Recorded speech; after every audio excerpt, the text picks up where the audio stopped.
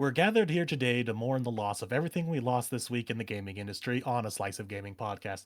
I'll be your funeral officiant for the evening, Moonlight 150, on this September 29th, 2023. And we'd like to thank you all for being here, for giving a slice of your time to a Slice of Gaming podcast. But before we get started, be sure to like, comment, subscribe on YouTube, Spotify, Apple Podcasts, Pocket Casts, Amazon Music, Google Podcasts, and Audible. Even though we just learned that Google Podcasts is going away. So still like God there if rest you're its listening soul. there. So Summer in here. it's it's been a rough week, a lot of loss, a lot of cancellations, people stepping down, titans of the industry, and we're gonna go over all of that. So to move on to the list of the deceased with Wolf. Hey, what's up, man? Oh. Oh. I guess Oh, I should wait, my- introduce you first. Why do I write these No, damn that's- intros? We don't exist Wait, apparently. what? Fucking moon. I swear to God. That was our introduction. I just want to get this over He with and toss it over. I just thought you were threatened you, bro. introducing me. No, He was just like, threw yeah, it there you straight to go. He said, Yeah. the other guys don't This matter. is our All first right. ever podcast. Yeah, we don't All exist right. apparently. So for the intros, Uh-huh. campaigning to replace Jim Ryan, it's Wolf. Hey, what's up again? Also been made private on YouTube, it's Fusion. Why does he get to replace Jim Ryan? I think I deserve that role. He started his campaign Craig before you. deserves the role. No, actually, hang on. No. I want to call Fusion out on his BS. All right, you can replace Jim Ryan, but you were over here saying I'm gonna play Silksong on PC. Nah, fuck I that. never You said don't that. get to. I never said that. No, you did. You did before the podcast. I said This it is depends on fucking the circumstances. crazy, guys. Anyways, guys, Silksong Oh ain't my- coming out till next year. It's coming out this year, I believe. And Fusion's playing it on a fucking PC. You don't get to replace Jim. And laying in a pile of canceled hyenas, it's dark. Fuck is Hyena? Hey, how's it going?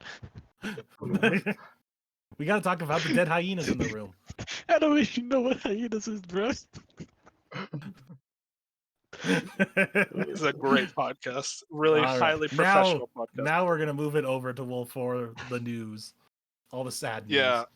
Yeah, real sad news today, this week. I think Moon's overhyping how sad we are about these stories, but I'm still, pretty like, sad. I'm not We're sure what's sad up. here. Mad somber. I was like, yo, this is crazy.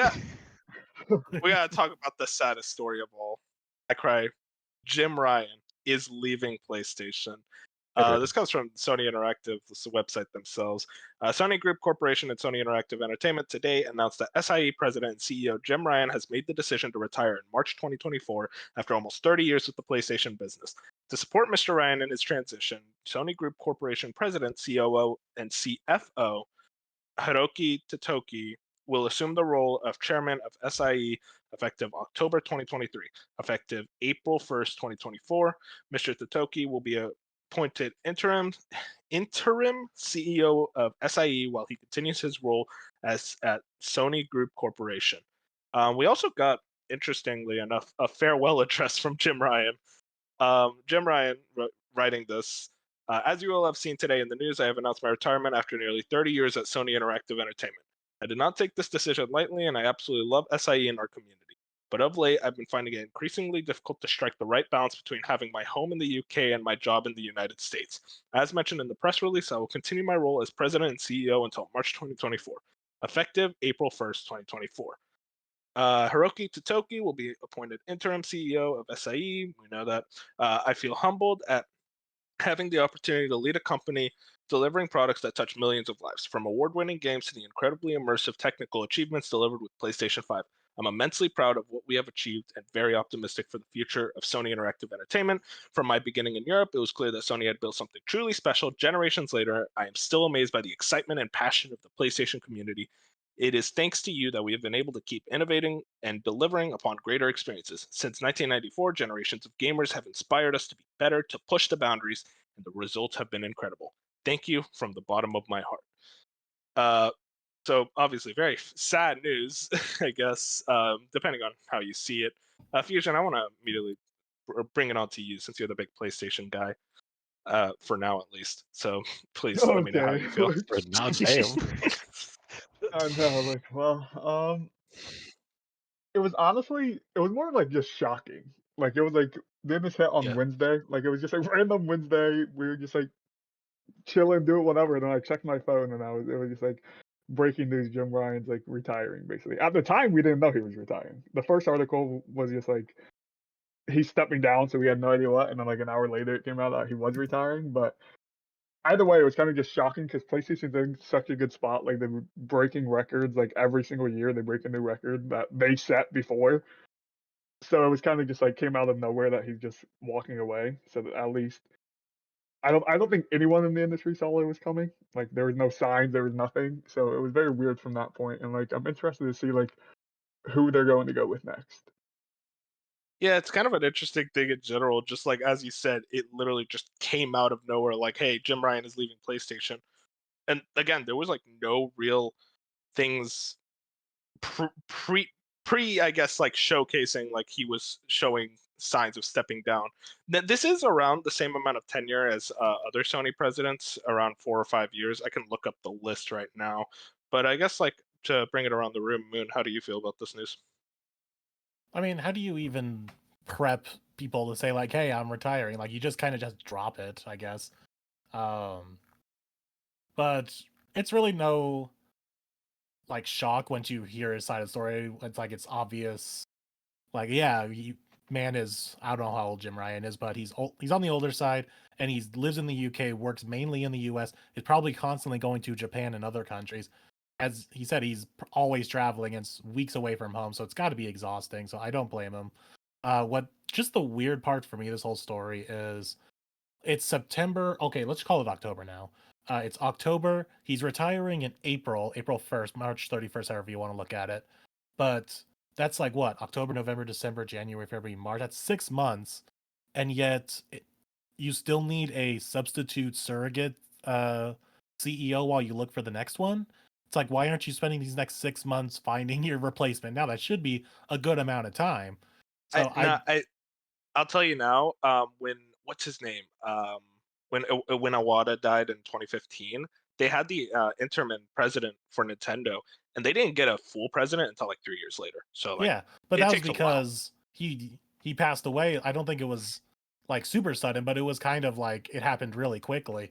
But this is like at least a good 6 months heads up to at least get started. Now, granted, he could be an interim for like a month or over the summer, or he could be interim for 3 years. We don't know. They didn't really give a Or timeline. maybe not even a day. They could find someone between here and there. You know what Yeah, I who mean? knows? Maybe someone pops up in the next 6 months. But I just find it interesting that this is the story that they're going with. Like, yes, we have this substitute guideline. Jim's gonna still have his job up until April, but we already have his substitute lineup to hold his position down until we find someone. Instead of just saying, over the next 6 months, we're going to be looking for the next guy. But I guess the only reason they wouldn't want to do that is because, it comes up to like February or March and well, we don't have anyone yet. Here's our substitute in the meantime. I guess that would kind of look bad from like a PR standpoint. It's like you guys are scrambling to get a CEO picked. So I guess having the substitute already in line is maybe just to cover your grounds on that in that kind of way. I don't I know. don't know. I find that Seems kind of just weird. seems weird to me. I also find that weird Go ahead, Jack. because I think like it's like when the year starts, right? I'm pretty sure if this was planned, Jim Ryan probably looking at the year, he's like, okay, this is probably like when I'm going to retire. He probably already had this in his head long before he announced it. Oh yeah. So why He had not to work run it with by it, everyone. yeah, he has to run it by everyone. So why didn't they start this process long before they even announced it? If they didn't already, I don't know. I mean, I think they It feels could like have. We're getting the like top line of the article. Like we're not getting what they're just Yeah, giving. They've there's only way given us more one to us. article. So I I'll don't say know. right now. I'll say right now. So previous CEOs and presidents of SIE, Ken Kutaragi, famous 93 to 2007. Then we had Kez Hirai, 2007 to 2012. Andrew House, 2012 to 2017. John Kodera, 2017 to 2019. And then Jim Ryan, 2019 to now 2023.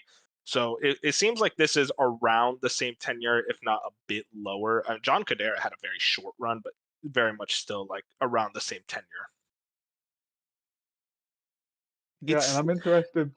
I'm interested to see if maybe this whole like 6 month thing, and they're having like the intern come in. Like, if for the first, I can't speak for it because I don't know it that well. But like, maybe they're going out of. Maybe they're trying to look out of house, out of PlayStation, where they're like, because like I Jim Ryan was doubt already that. in PlayStation when he moved up. I doubt it too, but if there is a situation where they're like, I'm not talking out of PlayStation. I'm like maybe like Ted Price, for example, is a name I keep seeing online. Which is like Ted Price, he's the founder of Insomniac. Like, Oh, that's what you mean by out of yeah, as in PlayStation. I like, thought you meant just outside of PlayStation in oh general. no, I meant like outside Yeah, of it the still core like is. PlayStation corporate office. But yeah, outside of like what the PlayStation like threshold of employees are. I'm talking about like maybe if in their mind they're looking out where they're like, there's no one because Jim Ryan was already like in the building before he got promoted, and like all those other guys, I'm pretty sure were already in the building working with PlayStation themselves before they got promoted. So maybe they're going to try to be like, hey, let's look for like a Ted Price or someone else where instead of going to like a Herman Hulst, because most people are just like, okay, it makes the most sense to just give Herman Hulst the job because he's the head of PlayStation Studios, like the easiest transition. But maybe PlayStation's like, no, let's go away from that, or at least let's look at the options to go away from that, and that's why it's going to take more time. But that's also just like me theorizing. I don't Well, know. I'm not even too in sure that about that regard, one. Herman Hulst, like if you look at the president's heads of worldwide studios, Herman Hulst succeeded Yoshida, like Shuhei Yoshida. Yoshida Yeah, didn't go into the president role like Jim Ryan's job. He very much took another role, kind of like lower in the company around like I don't know, head of indie games. And it's like so, like why wasn't Yoshida taken over for the president job at that point? Then as why far as did they I know, wait he for wanted Herman a more Hulst? he like wanted a more chill, laid back job. Like he did not want to Yeah, like get promoted. yeah, I imagine that's the case too. It's just like interesting. It's like I don't know about the whole like viewpoint of like Herman Hulst being the next one like immediately because like again like Sean Layden could have been the president at one point. Like there's a lot of different options and where like I guess like why wouldn't you take the job that Jim Ryan took? I feel like it was kind of interesting how Jim Ryan got that job in 2019. It worked out for him because he did at the end of the day financial gains. Sony was probably the most successful that they've ever been under Jim Ryan, or at least like the train that like was already going really far. Jim Ryan like kept that train going, I guess in a way to I don't know. Yeah, yeah. No, It's hard to point that it out. makes sense. No, that makes sense. The way I see it, And go ahead. oh, I was cutting off. But the way I see it, you have this very successful multi-billion-dollar company, right? And they're the best they've ever been. And then all of a sudden, they gotta go get somebody outside of the company who never worked inside of Sony, only worked with Sony to become the head of it. It doesn't really make any sense to me. And like when you look at it from that standpoint, if they're doing so successful right now, right? Wouldn't it make more sense to get somebody who's been working with what made Sony as good as it is to take over the lead instead of somebody outside of Sony? Yeah, I I mean, get what you mean. yeah, Go and ahead, Fifi. I like I understand the logistics seems weird, but we're also in like it also seems like they really want someone that lives in America. Like at least Oh, for from what sure. like they want someone that's going to be here in America like full time. So like that narrows down certain people. Like Shu and like people like they want someone who's going to be here in America and like they're gonna have to travel some obviously, but like Sony runs out of America now. Like they just have been for like, years. So like They're not even in Japan really. Like yeah, that is like at least with PlayStation, it's not a thing. and I feel like still a lot of the corporates high up in Sony. I don't know if they're over in Japan, but I feel like a lot still are. So like you have that. I don't know. It's a weird thing where like you also are they going do they want someone like Phil Spencer who is going to be the face of your company? Like do they want a Sean Layden again? Like did they go away from Sean Layden when Sean Layden was there? And like Sean Layden came out on E3 stages, like he did all that stuff. Jim Ryan, like if Jim Ryan showed up in a press conference, you were getting like a two-liner that he was just reading off of teleprompt, and then like no one cared. Like Jim Ryan was there, but like when Sean Layden shows up, or when Phil Spencer shows up, or when Reggie showed up for Nintendo, like this, I don't think Sony's going to go that route because they never, other than Sean I think Layden, they they never should. really did and never cared. I think they should too, but they never really Yeah, cared same. that way. They just want business CEOs that know how to make them money, which it works. I saw I saw very much a viewpoint that like Sony is trying to shift more into like an Apple and Nintendo, where they're like, okay, we make you products and then you buy the products, and like very little communication in between. And it's like I don't want that route. I would rather they be more like Phil and whatnot. But I feel like they're gonna get like someone who's good at numbers Yeah, that probably we've never even heard of, and then just yep, throw him as president and say like, that's what ah, I feel. okay, you do the job. I think that's why we like. I think that's why our minds like we kind of like we. At least personally, I like thinking of Herman Holst because every time I see Herman Holst on screen or like his interviews or like he's the type of guy where I'm like he can be He the Phil cares. Spencer role. You know what I mean? Like he looks like someone who actually plays video games compared to some Yeah, dude no. behind the scenes that only crunches the numbers and he's only in your business because he knows how to do business and he doesn't know like the gaming aspects of gaming. That's probably the route they're going to go, and it's going to probably work because they've been doing it for years and they have a foundation set. But it's just like as a fan, I would love a PlayStation, like a head of PlayStation to do the kind of funny interviews like Phil Spencer does. And I just feel like there's not a world where I can see doing that. Like I feel like if Sean Layden was still there, we'd probably get some of that. But like I don't know. I feel like they're past Sony is past that thing where they still feel like they're the prestige premier console and they don't have to like it's not stooping down to that level, but it feels like they think they're above everyone else where they're just like we're doing what we want to do, how we're going to do it, and you can't argue against it because they're still number one. Yeah, and I very much agree with you that like I would love someone like a Herman Holst. I think Herman Holst was at Gorilla. He understands game development. He understands what makes it great.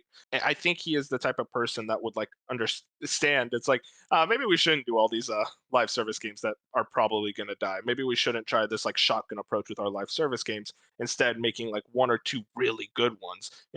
Like Fair Games and Last of Us Factions, just focus on making those as good as possible instead of making like 20 live service games at once. You left That's what I would Foamstars off personally that want. list. Oh yeah, I'm sorry. That's Square Enix. That's a whole That's nother not a story. PlayStation Studio. Yeah, but come it's on. Square Enix Yes. probably like paid for by Sony because it's only on PlayStation. It's not even on PC. Yeah, I mean it's not a PlayStation Studio yet, so we gotta wait It's on not that in this story.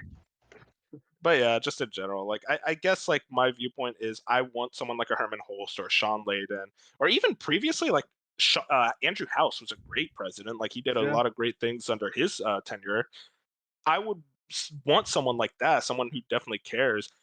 I feel like it's just going to be a business, dude. And like like you said, it's probably going to work out. Like it's probably like we're still going to get those great games, but like also I feel like my biggest fear is that we're going to get Redfalls from Sony with all these live service games, and it's like that is not what It's I bound to want them to happen. understand.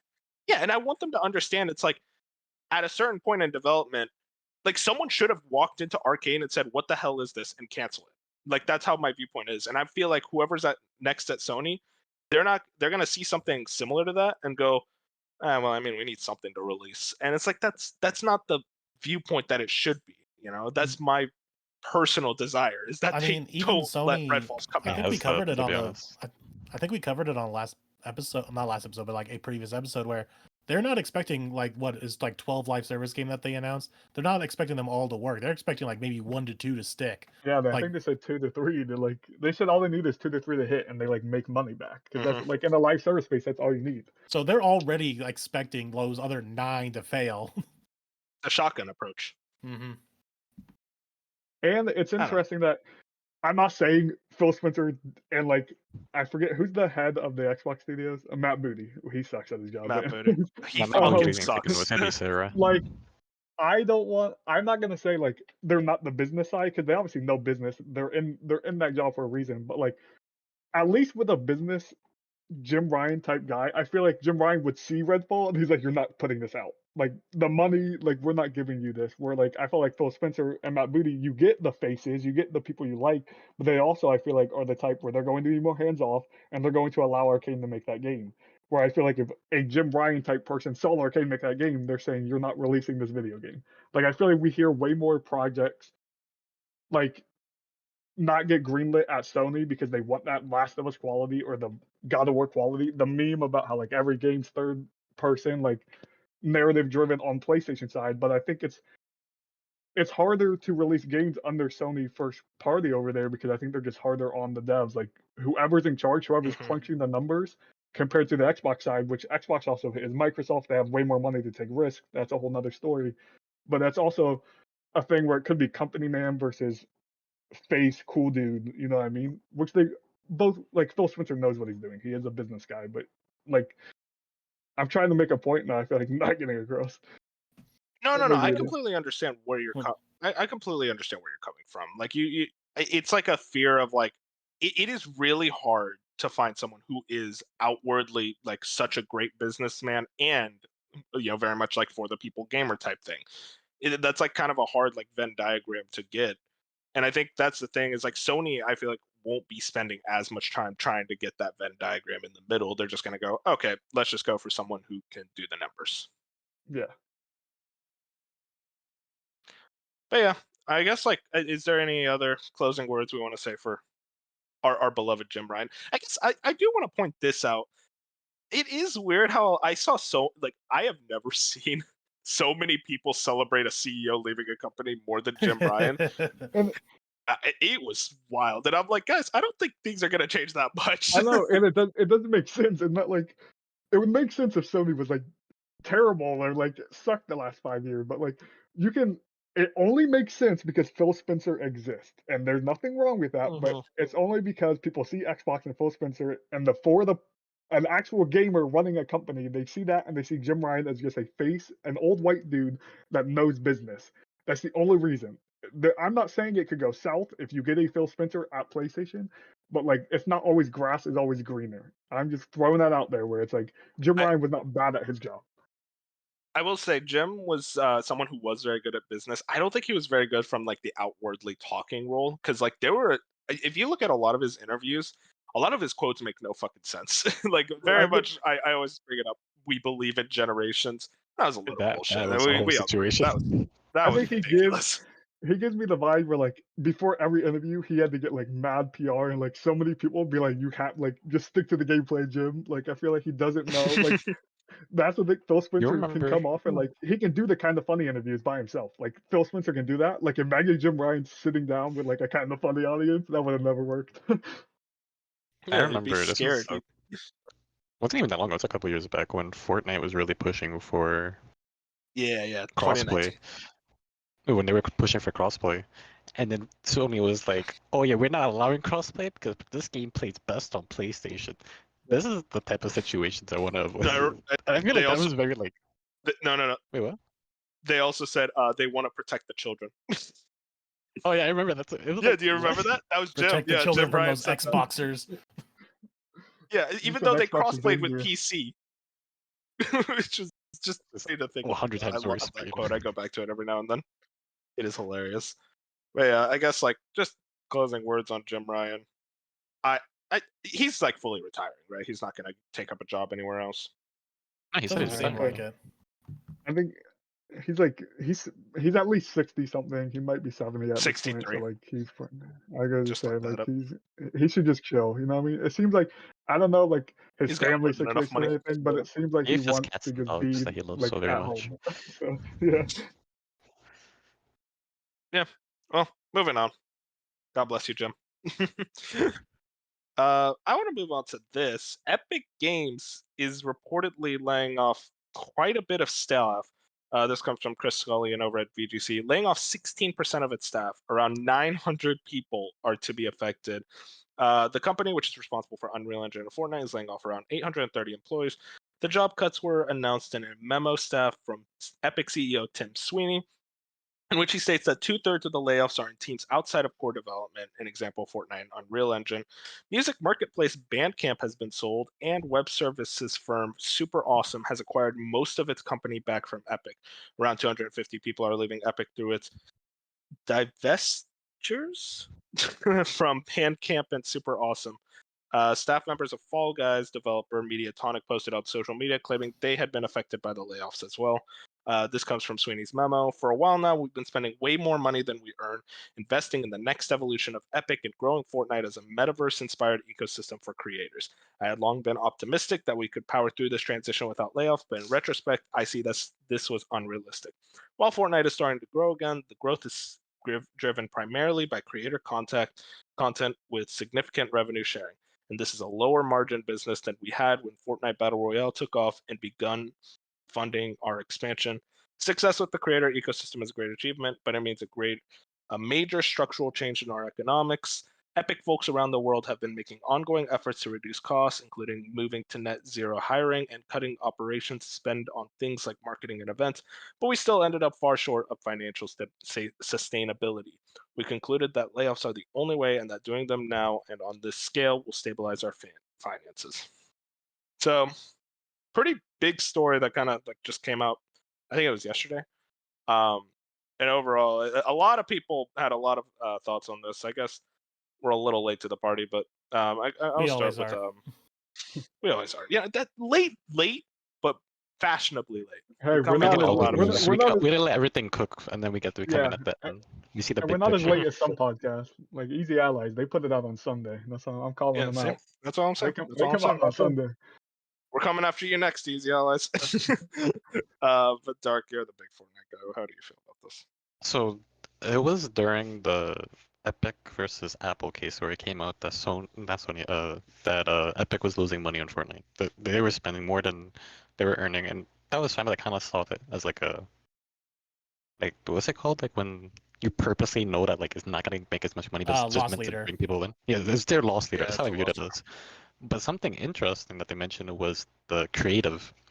So recently in Fortnite, they updated their new creative mode where people make maps and stuff. And I've been hearing like whispers about it, but now like this is the big picture. What ends up happening is that they pay these creators, I mean, a lot of money to make these big maps to get people in.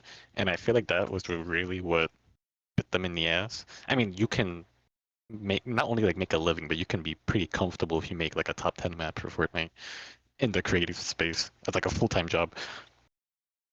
I feel like they should only like pay like the top 5 or 10 people instead of literally everybody, because they're losing who knows how much fucking money on that. But besides that, I feel like this is like because we haven't really seen anything like what Fortnite's done. I think the closest we've seen to it is Smash Bros. In terms of all these collabs and how big the game is and its reach. This is like the negative side of being that big, and since no one's really ever done it before, we're seeing like them rough it out. It's sad Yeah, to see that but many people lose their jobs and stuff, but I yeah. will But say it's comical that like literally the biggest game on planet Earth, even they have to lay off with the biggest engine, the biggest employees. I have a lot of thoughts on this. I mean, Moon, you were trying to say something? I was just gonna say, like, they don't really mention anything about like we're spending too much money on licenses or anything like that. They're specifically calling out their creator program, which this is like the first time I've heard about this. Literally, I don't change my menu outside of the no build battle royale mode in Fortnite, No so I one have no does. idea. No one does. I have like no idea what else is out there in the Fortnite menus.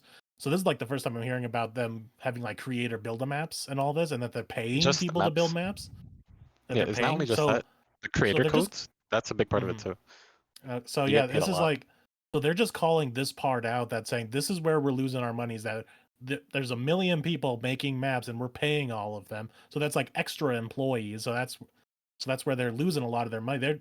They did not call out their like basic standard Fortnite skins and licenses for crossovers and all that. They're just They calling out this creator stuff. they did mention the metaverse. I think Yeah, that's whatever where a that lot of is that money regarding comes. Fortnite. That definitely is where they lost a lot of money, in my opinion. I don't know. Tim Sweeney, his crusade into the metaverse, he really wanted that to happen. And just for a fun factoid, if anyone was curious, they said they lost 16%. They're losing 16% of their staff. So Yeah. 900 people is 16% of It's a fucking shit. 5,625. So they have about 5,600 employees, which is kind of nutty to think about. But also lower than I thought they would be considering how big Epic is. I mean, it's just because they have so many different departments like Fortnite, Unreal, all that. My viewpoint is that I just think it's kind of ridiculous. Like this was gonna happen because I mean, you look at Epic versus Apple. That crusade was fucking ridiculous when you really think about it. I always think back to when they did that 1984 ad with the whole like Fortnite thing, That. and they were like free Fortnite. I'm like, what are you fucking doing? Are you really weaponizing your audience of like, let's be honest, let's just cat out of the bag, your audience of children to say, "Oh, my epic, like my massive multi-billion-dollar corporation is better than yours," and it's like, I don't know. To me, that just came off as comical, and I'll be honest, probably a big waste of money, a ridiculous amount of spending, along with the metaverse. And Tim Sweeney's like, "Well, when this was unavoidable." It's like I feel like it was pretty avoidable. Like, why don't you take a cost cut or something? Or I don't know, like losing 16%. selling off Bandcamp after you bought them last year. It's like, what did you do with them? Did you do anything? I You made a just couple bought them Fortnite just to emotes. buy them? That's about it. Yeah, exactly. Like this is just one of those things where it's like, if you're gonna keep spending, I understand that idea of like wanting to spend stuff, like make sure your company is as sustainable as possible. But you have to reach a point of understanding it's like we are losing money on Fortnite. We are losing money on the biggest game we have. We're losing money in these things. Maybe we should calm down on the spending for a bit. Because again, they are a private company. They don't have to answer to shareholders. So I don't know what this whole situation. Fusion, you've been quiet. Do you have any thoughts on this? Um, from the business side, no, not really. It just sucks that all these people are losing their jobs, and it seems to be a trend in the industry, which like seems like every Mm-hmm. 2 weeks, every 3 weeks, there's a big company out there, Microsoft, Epic, someone, even smaller ones, where they're going to the. It sucks because they always go to the lowest people first. They go right down Oh to the yeah. bottom, and they just say, "Hey." Even though they're doing all this work, probably putting in 60 to 70-hour weeks because the video game industry is tough and you're overworked, and they're just like, you're gone. Like you're the first people gone, not these people that are going to make millions to billions of dollars depending on the person. Like let's not cut back from their cost or cut back from what they're getting instead of just throwing it to basically the peasants at the bottom. They're just like, we're paying you $15 an hour, which is already too much apparently, and then they just like send them off, and then they have to go search for another video game job that 2 years later, if they even make it 2 years, will like send them away. It's just a hard industry, and like at the end of the day, it is business though, and like that's just how every industry works. It's not just video games. Just because like we play and watch and like are in the video game landscape, so we see it the most here. But like it's across everywhere. It's just like it's capitalism. That's just the sad reality of it. This year kind of showed like really has showcased in general. Like, we're in a year of like amazing games, crazy stuff showing up, but like one of the biggest like upsets when it comes to like just people working in the industry going through a lot of shit. And I guess like I'll ask the panel here, like AAA video game development, it's unsustainable at this point. Like this is getting kind of ridiculous now. I think we can kind of show like with all these news stories of these ridiculously overinflated budgets of Saints Row costing like $100 million, I think, if I remember correctly. Like these budgets that are out of control, these that if you get one failure as a studio, your studio is shutting down. It's getting ridiculous. I mean, what do you guys think? I agree. You can go But the ahead, Zach. problem is like everybody wants to keep pushing forward. It makes sense. We just want to keep improving stuff, but it's reaching a point where it's like you can't really do shit about this unless everyone in the gaming industry unanimously decides that this is like the limit and you can't go any farther than this. I don't know what the solution to the situation is. There's gonna be one big like I heard I don't remember who said it, but it's just like it's gonna get worse before it gets better. I think these like it's gonna continue like this for probably the next couple of years, and I do think eventually, I have hope in my heart. I guess I'm an optimistic person. I think things are gonna get better, and like companies are gonna realize like how unsustainable this stuff is, cut back It, on the budgets. we need Engines are gonna another. get better. Yeah, Say it's again? gonna. There's gonna be another big cyberpunk like fallout of the gaming industry before stuff like that starts happening. And I mean, why do I? And I feel like we've why had multiple cyberpunk style fallouts. not It's not gotta to be the like not a to the Tears of the level that Kingdom cyberpunk style was? Fallout. That'd be something huge. Where they'd be It like, Like okay, has yeah, to we be can't be doing this. Suicide Squad. Yeah, it could be Suicide Squad. I don't think it's that I, big I though. literally was having that exact same thought. Like, what if Suicide Squad just fails so badly and just like tanks Rocksteady? If Rocksteady falls, oh man, that's gonna be I mean, look at depressing. Like Avengers. I'm not Because Avengers was a big project too. I feel like Avengers is Yeah, bigger but than Crystal Suicide Squad. Dynamics is Crystal just part of the Dynamics. bigger Square Enix. Now, if Square Enix as a whole started crumbling, that would be different. But Crystal Dynamics is a much smaller part of Square Enix, so it's less And they impactful. stayed alive. There's Whereas also another Rocksteady is thing. like by itself, and if Rocksteady crumbles, there's no saving that. Yeah, Rocksteady's under WB, and that's kind of one of those things where like it's like, oh, Suicide Squad didn't do well. Yep, you guys are closed. Like it very much could be a situation like that, and that is genuinely terrifying. I don't know if you guys agree with me or not, but I feel like it might lead to like less variety. So let's say it's just Tears of the Kingdom, for example, Oh, right? Who knows we how? know this was the case. Yeah, AAA Yeah, game development has been leading to less variety. We've seen that. they're spending all this money on something that, for the most part, they know it's gonna work. But if it fails, right? If they try something new and it fails, they gotta be like, "Oh, we just lost a fuck ton of money. We're Yeah, never it's doing like this all again." this money, all this time because games like your standard AAA game takes like 4 or 5 years now. Why would And why Ubisoft make a new Rayman game when they could just pump out another Assassin's Creed in that, like, with that development studio? That's how they think now. I do Excellent. agree that with the entire thing over like you can my problem is you can take chances. It doesn't just but it doesn't have to be a huge $100 million budget chance. The problem with I'm not saying the devs are at fault and the video game industry is at fault, but there is some faults there where they think they have to always go gigantic, big, and push the boundaries at all times. You can release a few small projects. If you have a few small projects that bring back a lot of money at the end of the day, you're going to at some point you're going to make that money back. Like you don't have to. Assassin's Creed, for example, like they're bringing out a Mirage, and Mirage probably costs a lot less to make than what Valhalla cost a couple years ago, or what the next huge Assassin's Creed will cost. I was like, if these companies, even if Rockstar was like, okay, we don't have to make only GTA and only Red Dead games. If we threw a Bully in there, or if Naughty Dog didn't take God, I 7 years wish. to, if Naughty Dog didn't take 7 years to make a Last of Us or an Uncharted game, and they gave a smaller IP, like dev teams are also at fault because they can. I feel like they only think of what is the next big budget, move the genre 90 on Metacritic like score because that's the only way they think they can bring in money. And I feel like as an industry, we see indies succeed all the time, low budget indies with one dude making the video game because it's just a good video game. It doesn't matter how Yeah. much money your game costs. If it's a good video game, it will be bought, like it will be paid for. So I To feel like if Stardew Valley. exactly if they have like I feel like a lot of companies they're still running into an ego problem where they're like, we're a prestige company, we're a prestige dev team that like we have to every 5 years we put out our big title, but every 5 years if one of them doesn't hit for some reason, that's when you They're get in these gone. situations where it's just like, okay, now we're going bankrupt because we put everything in one. They put everything in one bowl and they're like, okay, this has to work out or we're screwed.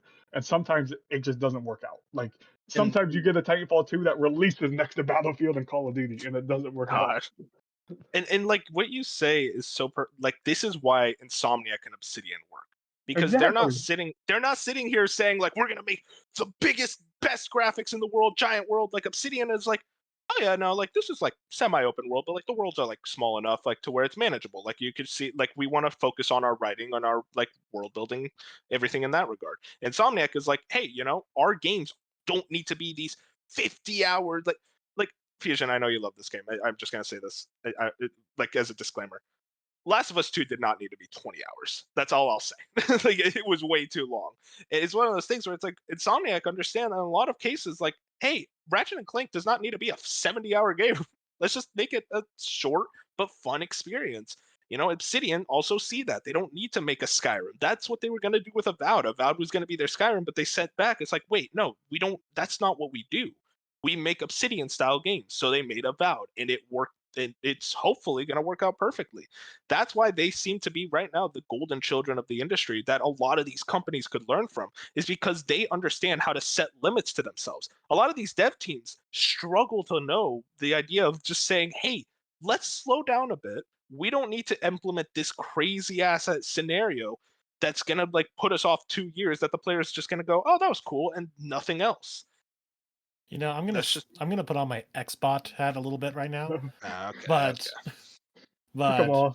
this almost seems like if it works out well in the way that I'm thinking in my head, Xbox could be leading the path of making the industry realize, big games are nice every once in a while, but a slew of smaller stuff is just as good too. Because they've already started with Hi-Fi Rush, they're gonna do it with Avowed next, and they have this roadmap of like, yeah, you're gonna get your Starfields every once in a while, but here's like your Hi-Fi Rushes and your Micronauts others is really like big too. AA size games. And once maybe the industry realizes that most people say, hey, here's this nice AA size game that I really enjoyed. It's like I don't need all these giant AAA games. Maybe that's gonna resonate with some companies out there. Like, you know what? We can just do some smaller stuff. Exactly, and I want more AA style games. I want the return of AA games. Look at Control. Control's a Nier AA game. Automata. Yeah, Nier Automata, that's a AA game. I mean, like, you go back to the PS3 era, there were AA games coming out every month. And, like, yeah, sure, not all of them hit, but that didn't mean the studio was just shutting down because that one game didn't hit. It's this obsession with these massive, ridiculous budgets of every game needing to sell. Callisto Protocol was expected to sell 5 million copies for the studio's first game. Why?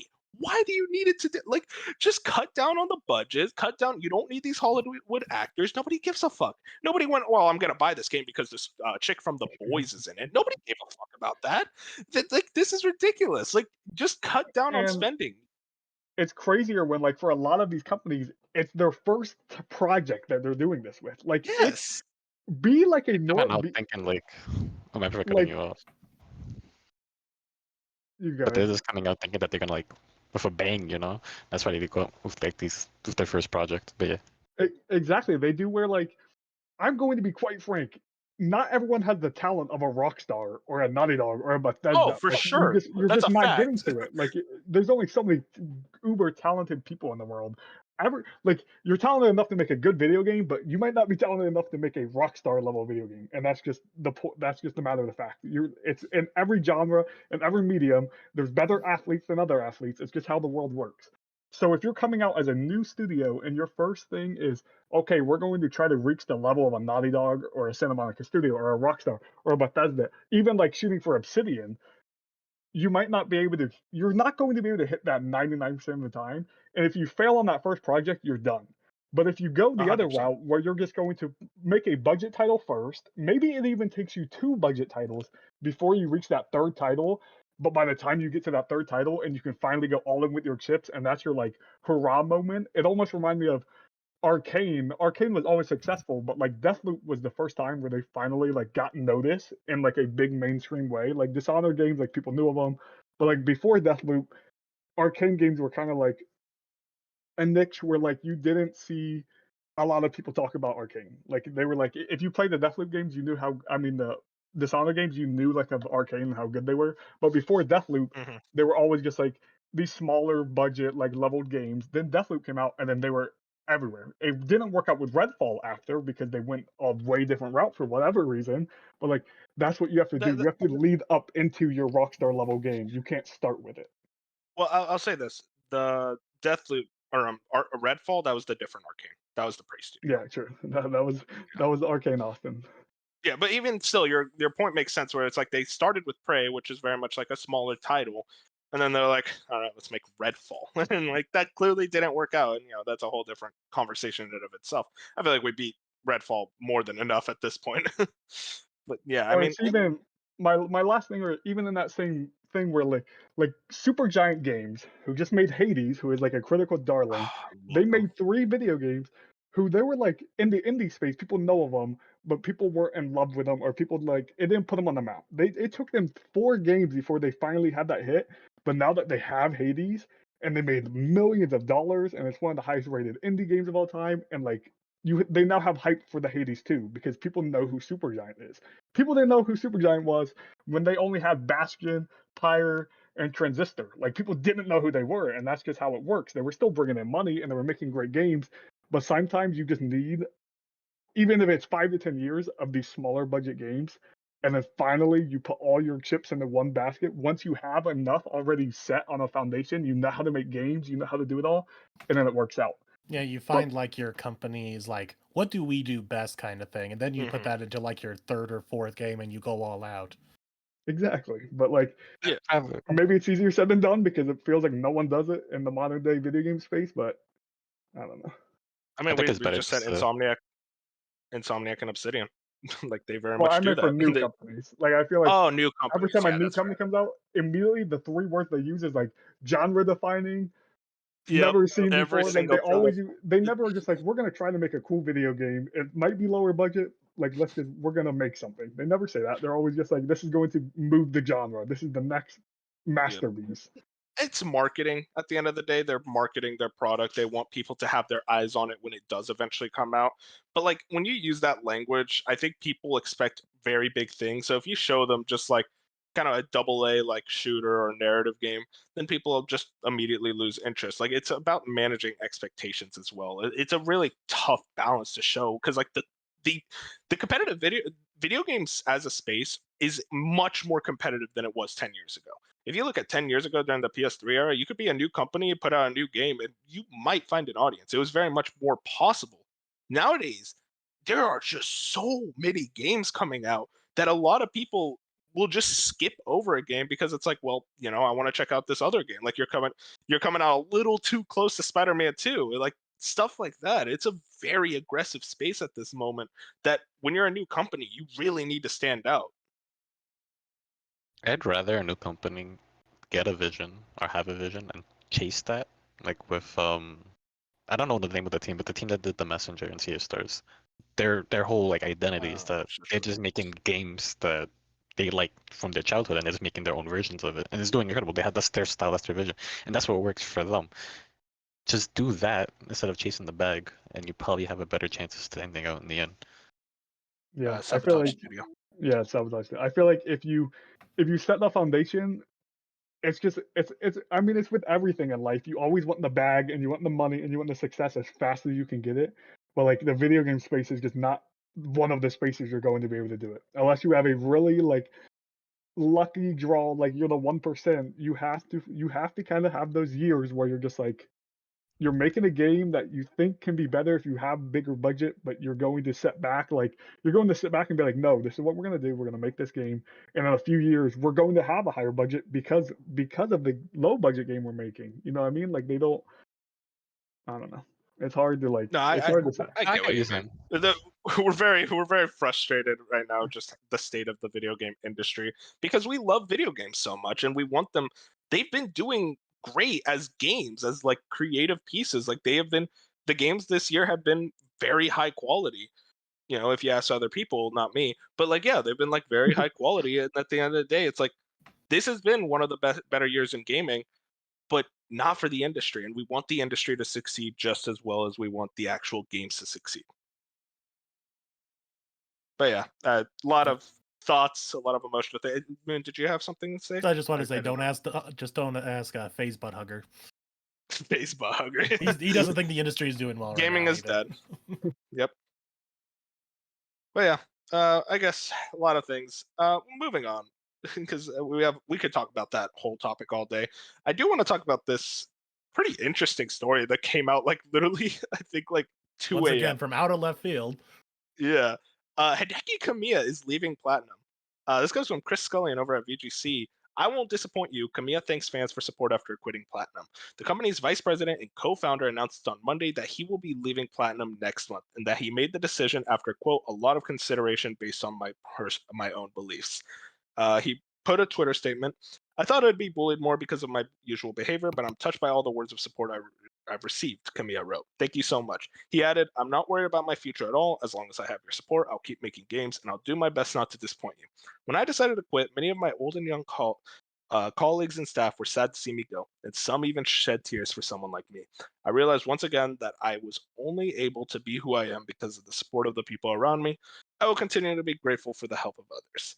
Perhaps hinting at the reason for his departure, Kamiya then added, I will continue to believe in the spirit of creation that I've always believed in through my career at Capcom #4 development, Clover Studio, and Platinum, no matter what anyone says. I don't know if I'll be able to continue to make games that live up to that belief. I don't have a formula for success, but I'm committing to aim for it. So, pretty, again, as Moon said, sudden, just out of nowhere. But yeah, Hideki Kamiya was very much the face of Platinum Games. And if you don't know, Platinum Games, developers of Bayonetta, Metal Gear Rising, a lot of like very stylish action games, a lot of high quality I've games. never played a Platinum game. Yeah, well, you're gonna get to that eventually, buddy. All right. Yeah. Games that I personally love. Another co-host, Dark. Do you have any thoughts on this? Well, I don't know if this is just me. Maybe just like overanalyze. It sounds like, because you have to know about this guy. He's very like, I don't want to say controversial, but he's very outspoken with his takes, if that makes sense. Right? He'll say something, like if he believes something, he's gonna go with it, and I respect him for that. But in the business side of things, that does not always work. And it sounds like that there was a conflict between him and the company, and things did not Oh just yeah. work out. That's what it sounds like. I could be completely wrong about this. From what the press release from that that's what it sounds like to me. Yeah, Kamiya, Yeah. like I just sorry to cut you off, but just like Kamiya is like a very like headstrong person, like blocks a lot of people. So like I bet you like there was some creative decision that just did not resonate with him. There was one game he was very much passionate about. I'm gonna try to figure out what that was, but you go ahead and keep talking.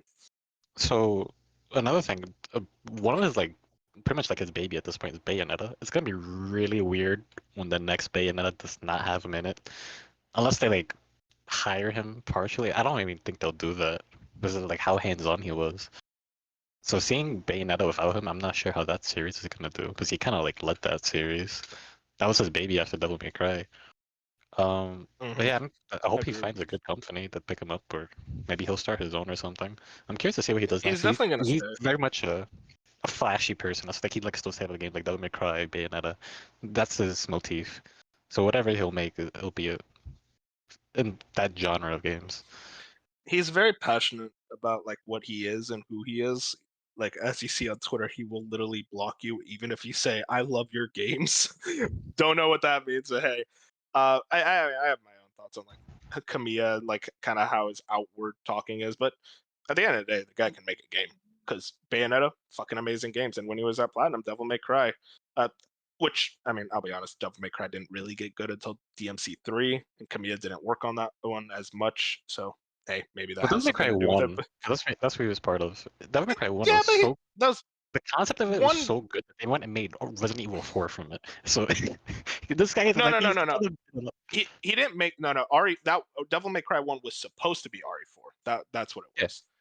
Yeah, but no, I mean just in general. Like I guess like in a lot of ways, like Kamiya worked at Capcom a long time. He worked on Resident Evil 1, so like he has a very long career in the industry. He was the director of 2 as well. So like, very much someone who's like an OG of the industry. I see a lot of people like kind of does like, what if he goes back to Capcom? Dark really thinks this theory of like, what if he just went back to So it's Capcom not and a worked theory. at Devil It's May more like Cry? a what if because No, like there's my. with the way I'm just that gonna Devil May immediately Cry quash. is right now. No, with the way that Devil May Cry is right now, they have to reboot it. They literally wrote themselves into a wall. I don't know why they did that. They have to reboot the series when it comes back because I know for a fact it's not dead, especially with the anime coming out. It's dead. They're gonna have to reboot Devil May Cry Okay. with this guy on the loose again. It's a perfect opportunity. No, I'm just saying no, it's a possibility.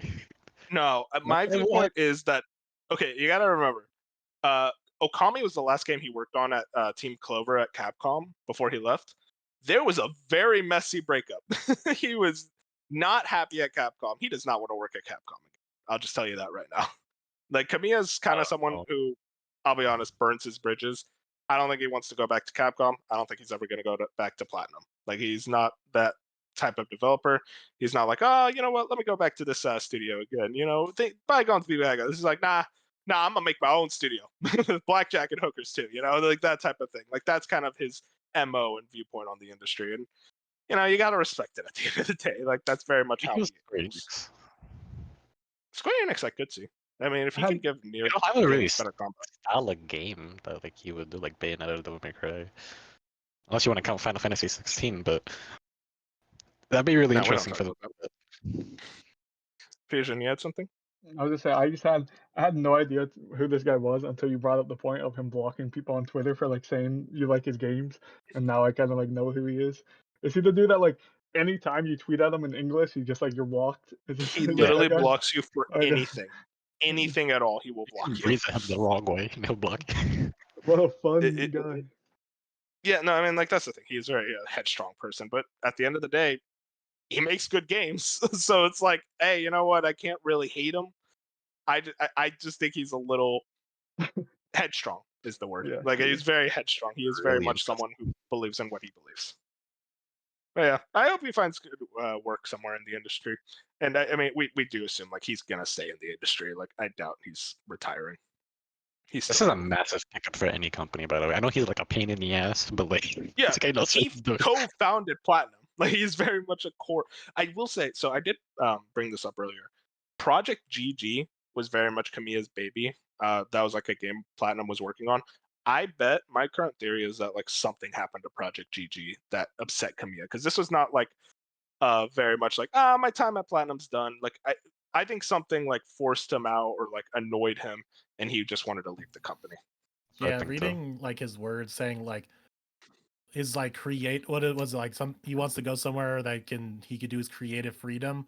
So it definitely Yeah. sounds like something, yeah, like either with his project that he wanted that is either getting cut or being changed in a way that he doesn't like, or maybe Platinum maybe going a little too heavy into like sequels and he doesn't like that. He's like, no, I want to make something new, and they're like, no, go make Bayonetta 4, and he doesn't like that I mean, idea. Bayonetta 4 was a given. Like, he even talked about it.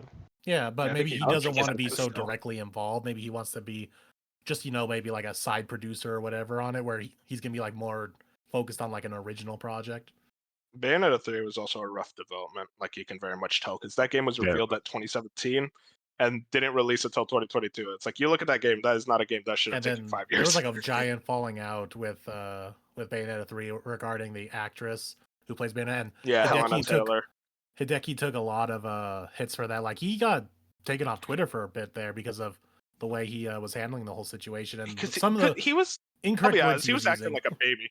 He was Yeah. acting like a baby because he very much could have more easily explained it, but he's like, "Remember my rules" and shit like that. I'm like, what the fuck what are you on? I was Like, like the whole blocking thing Bayonetta is like 3 is funny, but like when it's an actual serious situation, then you can't just be like, "Remember my rules" and blocking people. Like it gets ridiculous. the ending to Bayonetta 3 too was also like very controversial with people because they did some things that not everyone who was fans of the series agreed with. And it was a I whole don't know. Yeah, it was a I whole don't know. mess. I need to play the series. I bought one. Listen, I'm gonna Bayonetta play is it. great. I'll be honest. I love the Bayonetta games. I don't know what happened in the story. I don't care. The story is dog shit. I'm just here for the combat. But yeah, hopefully Kamiya finds some good work. Moving on. Hyenas, baby! You guys excited for this game? Well, don't be, Fuck. because it's I canceled. was. Sorry to crush your dreams, Moon, but it is canceled. This comes from Okabe Games over on Twitter. Sega is canceling Hyenas, the live service extraction shooter from Creative Assembly. It was set to release this year and has had multiple betas already. Layoffs are confirmed due to the cancellation, and Sega says they're expecting record losses of 14.3 billion yen for financial year 2024. I should say billion yen isn't as much as $1 billion, but still. But yeah, I mean, we were all excited for Hyenas, right, guys? Wasn't even aware it was a video game, so But it did Hyenas, nothing for me. listen, I'll be honest. Hyenas has had a really weird story. I remember when they teased the game, and I will never understand this. From a publisher like Sega, you have all these dormant IPs, and you're like, we're gonna tease a new game. Why are you teasing a new IP? It's not like, oh my god, Hyenas? Like, no one says that. Nobody cares. This is a new IP. If you were teasing something like, I don't know, like a new Space Channel game, like, yeah, sure, go ahead and tease it. But like, Hyenas is not a tease-worthy game. It's a new IP. So, I mean, I'll start immediately. I'm really upset about like the layoffs again. We talked more all about it earlier, but like, unfortunate news for everyone who worked at that studio for a game that they worked on for so long to just get canceled. But I'll tell you guys right now, I personally think this was the right decision because this game was probably going to come out and do terribly. Be dead within 6 months. Yeah. So at the end of this was very much them avoiding a Redfall, in my opinion. This is what Redfall should have done, in my opinion. I understand it's like, oh, but they worked so much on it all those years. It's like, yeah, but sometimes it's better to just cut your losses. That's kind of my viewpoint. I don't know. How do you guys feel? I mean, I wasn't really that interested in the game. I forgot that it existed until I seen the image of it. So, yeah, they did not do a good job of promoting this game. Enough for me to care, at least. I would No one never cares. lose sleep under this one. Yeah, it's just like a weird situation where Sega was just so proud of themselves, beating their chest, like, check out our new extraction shooter. But they barely they marketed it. It never looked interesting. Nothing about the game looked interesting. It just looked like a generic extraction shooter with no personality to it whatsoever. It genuinely frustrates me how it's like, there needs to be someone at these companies that says, hey, this just doesn't look good. cancel these earlier in development, because clearly no point during development did this game ever look interesting. They need a Jim Ryan to get in there and They tell need a him. Jim Ryan. Jim Ryan needs to come in. And I I'm feel a like big. it's going to be Go ahead. this is going to be very frequent in the coming years, where we're just going to see a lot of these live service games, not only from Sony and their massive amount that they've talked about, but all these other companies. They're all going to try to get on the live service games, especially these live service shooters, because they're like the most common thing to do. And we're going to see either a lot of them get canceled like this, or they're going to come out and die within 6 months. It's just going to Yeah. constantly going to keep happening. It's I mean, it's just one or the other, and I personally think it's way better to just cancel it, cut your losses. If it comes out, then you're dealing with a lot of like operating costs, negative press, like just overall things that are personally, to me, from how I view it, not worth it. Just cut your losses. You'll lose money, but I feel like you'll lose less money than you will if you just released it and let it die and like take 6 months and just immediately turn off the service and after that. unfortunately, there's no like PR way to handle this. Like, it's either you cancel a game that's very far in development and you lay off people, so that's bad PR, or a game comes out, you take a massive hit financially by it, people not buying it, your reputation as a company goes down because you release a game that scores terribly, and then and then you have to cancel, and then you have to like get rid of the whole thing within 6 months, and that's also a PR disaster. So it's a lose-lose situation. But I do think maybe in the long run, it is better to do it just to avoid it by canceling it before it releases. I think that's slightly worse PR than the releasing a bad game and then killing it 6 months later. Yeah. So yeah, hopefully Creative Assembly, everything works out over there. But yeah, that game wasn't going to go anywhere. Moving on, we got some quotes from the Capcom CEO that I kind of wanted to go over real quick. The first one comes from Shinobi over on Twitter. Capcom says it would gracefully decline any acquisition offer from Microsoft. I believe it would be better if we were equal partners, says COO Haruhiro Sugimoto. I found this as an interesting quote. A lot of people were very much of the idea that Capcom would get acquired, and then a lot of people would immediately turn that down and say, why would they need to be acquired? They are doing just the best they have ever done. I mean, in this situation, it kind of just comes across as like, if Microsoft offered Capcom a bag, it's like, well, we don't need this bag. We kind of value our independence. You I guys think have any thoughts on that? I definitely think this is just residual from back during Capcom's really bad days of like 5, 6, 7 years ago, where they were releasing stinker after stinker of games that either weren't doing financially well or weren't critically received well, and they were looking like on the verge of collapse. And they probably would have taken an Xbox offer at that point, but now they're in their renaissance of releasing a bunch of bangers and they're doing really well for themselves. So obviously, yeah, they're going to say, nah, we're good. We're going to release our Monster Hunter World 2. We're going to release our Resident Evils, and they're all doing really well right now. So no thanks, Microsoft. But I think the general public, especially with this Microsoft buying spree, just kind of has been said like, yeah, Capcom's this like recognizable name brand with a lot of cool IPs. Xbox can pick them up. No, not today. Mine Yeah. with these acquisitions, it's a two-way deal. Like, sure, Microsoft can be like, okay, yeah, we want fucking anybody. We want fucking Sega. Sega has to agree to that too. They can't just like go and pick word. Yeah, exactly. It's a two-way It's agreement. Like just because Xbox wants somebody or anybody wants somebody doesn't mean that they get a guarantee get if they have the money for it. Like that's But the I'm thing. glad that It's they like said no. everyone always brings up the Sega thing. It's like, yeah, Microsoft, they would benefit so hard from Sega. What about Sega? Why would they want it? Like, it's just like my viewpoint has always been. It's like, what? Like, you have to think about both companies in that regard. It's like you can't just think like, well, Microsoft wants it, so they're gonna get it. It's like, well, also you have to think about like, like Activision Blizzard? That wasn't just because man, Microsoft had such a big bag. It's like Activision Blizzard was looking to get acquired. That's why that worked out. If a company like Capcom or Sega isn't looking to be acquired, then they're not going to get acquired. Simple as that. Another thing that came from the president that came off as pretty controversial. Capcom's this comes from Next Gen Player over on Twitter. Capcom president thinks games are too cheap. Personally, I feel that game prices are too low. Development costs are about 100 times higher than they were during the Famicom era, but software prices have not gone up that much. We talked a lot about like kind of like overall like the financial state of the industry, but I guess like this was something we didn't really bring up. Like game prices, are they too low? personally, I don't think so. No, because this and just I kind of goes back to what we said, whereas stop increasing your budget and making these giant exactly. multi-billion-dollar games, make cheaper games, and suddenly the $60 price tag works in your favor, especially if you're a semi-smaller company that doesn't have a giant fan base like a Capcom or a Microsoft or Sony. When you're on the smaller side, you need to make the more double-sized games because you don't have a giant audience of like dedicated fans to come buy all your games. Exactly.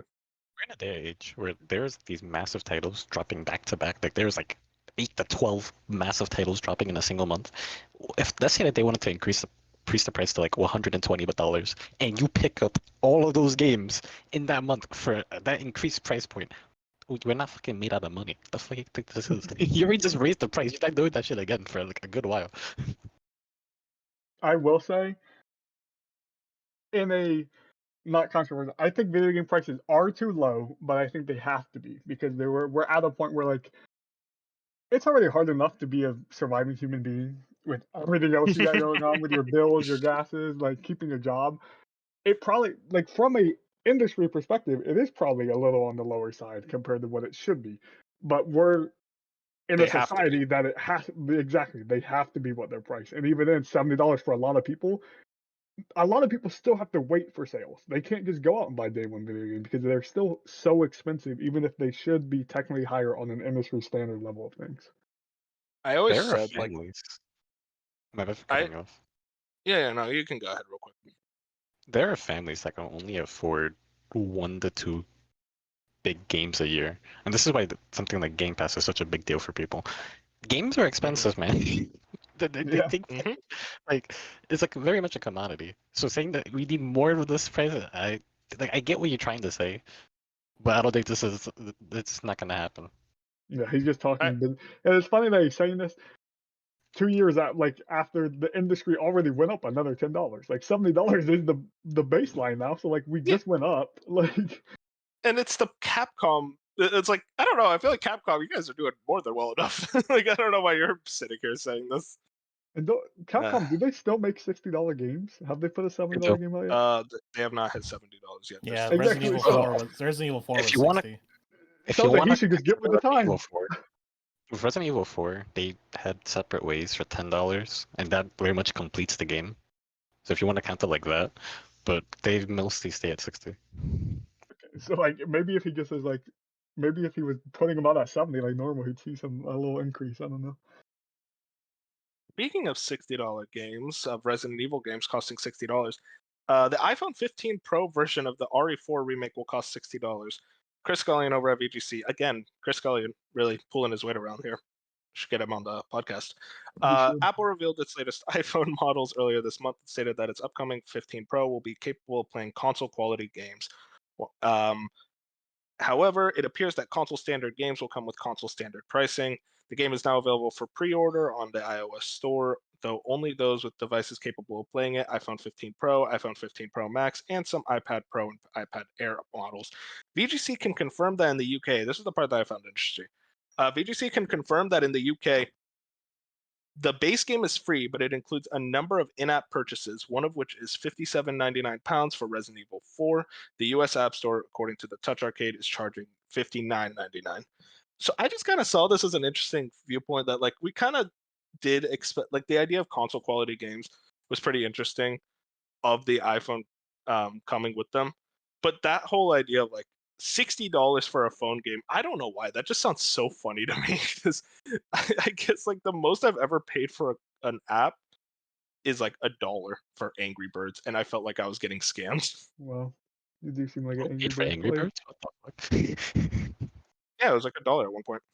Yeah, I remember Minecraft being like $6 or something, and I was like, I'm not paying $6 for like Minecraft on my phone. Like so, Not 60 is about insane. $6 from Minecraft. Look, he was still back then, but It just feels weird buying like every time I'm at the App Store. If a game costs money on an App Store, I'm like, never buying this. Like if it's not free, it's not for me.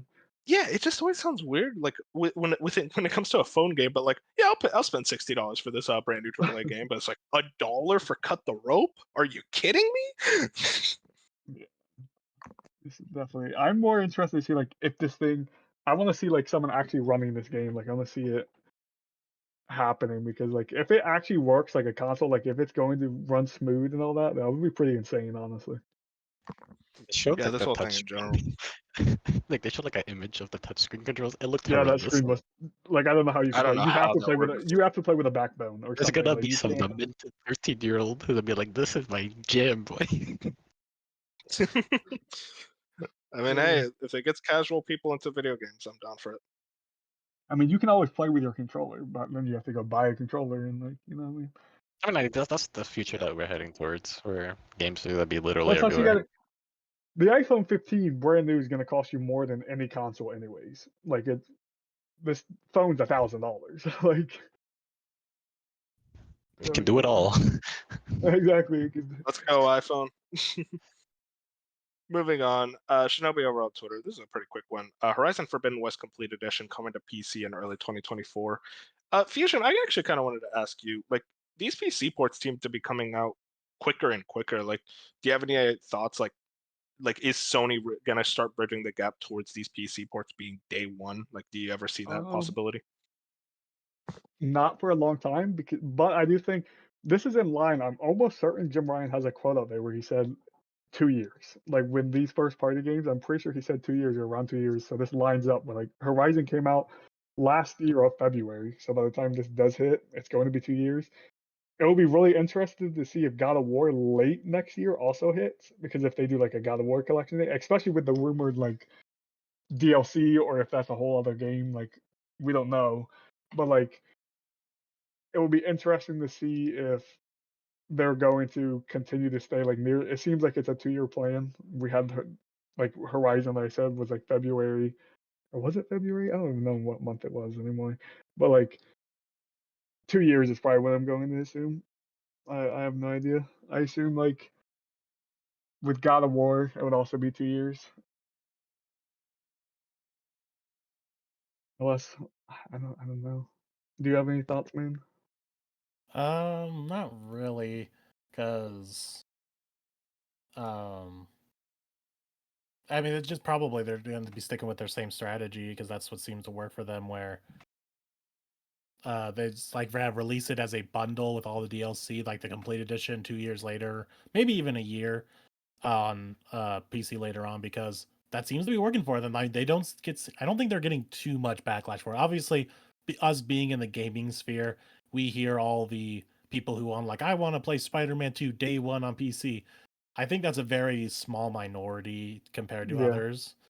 I don't think So they've having options. I mean, yeah, the options is always good, but I Options are just always don't good. think it's gonna be thing that they're I gonna think also about.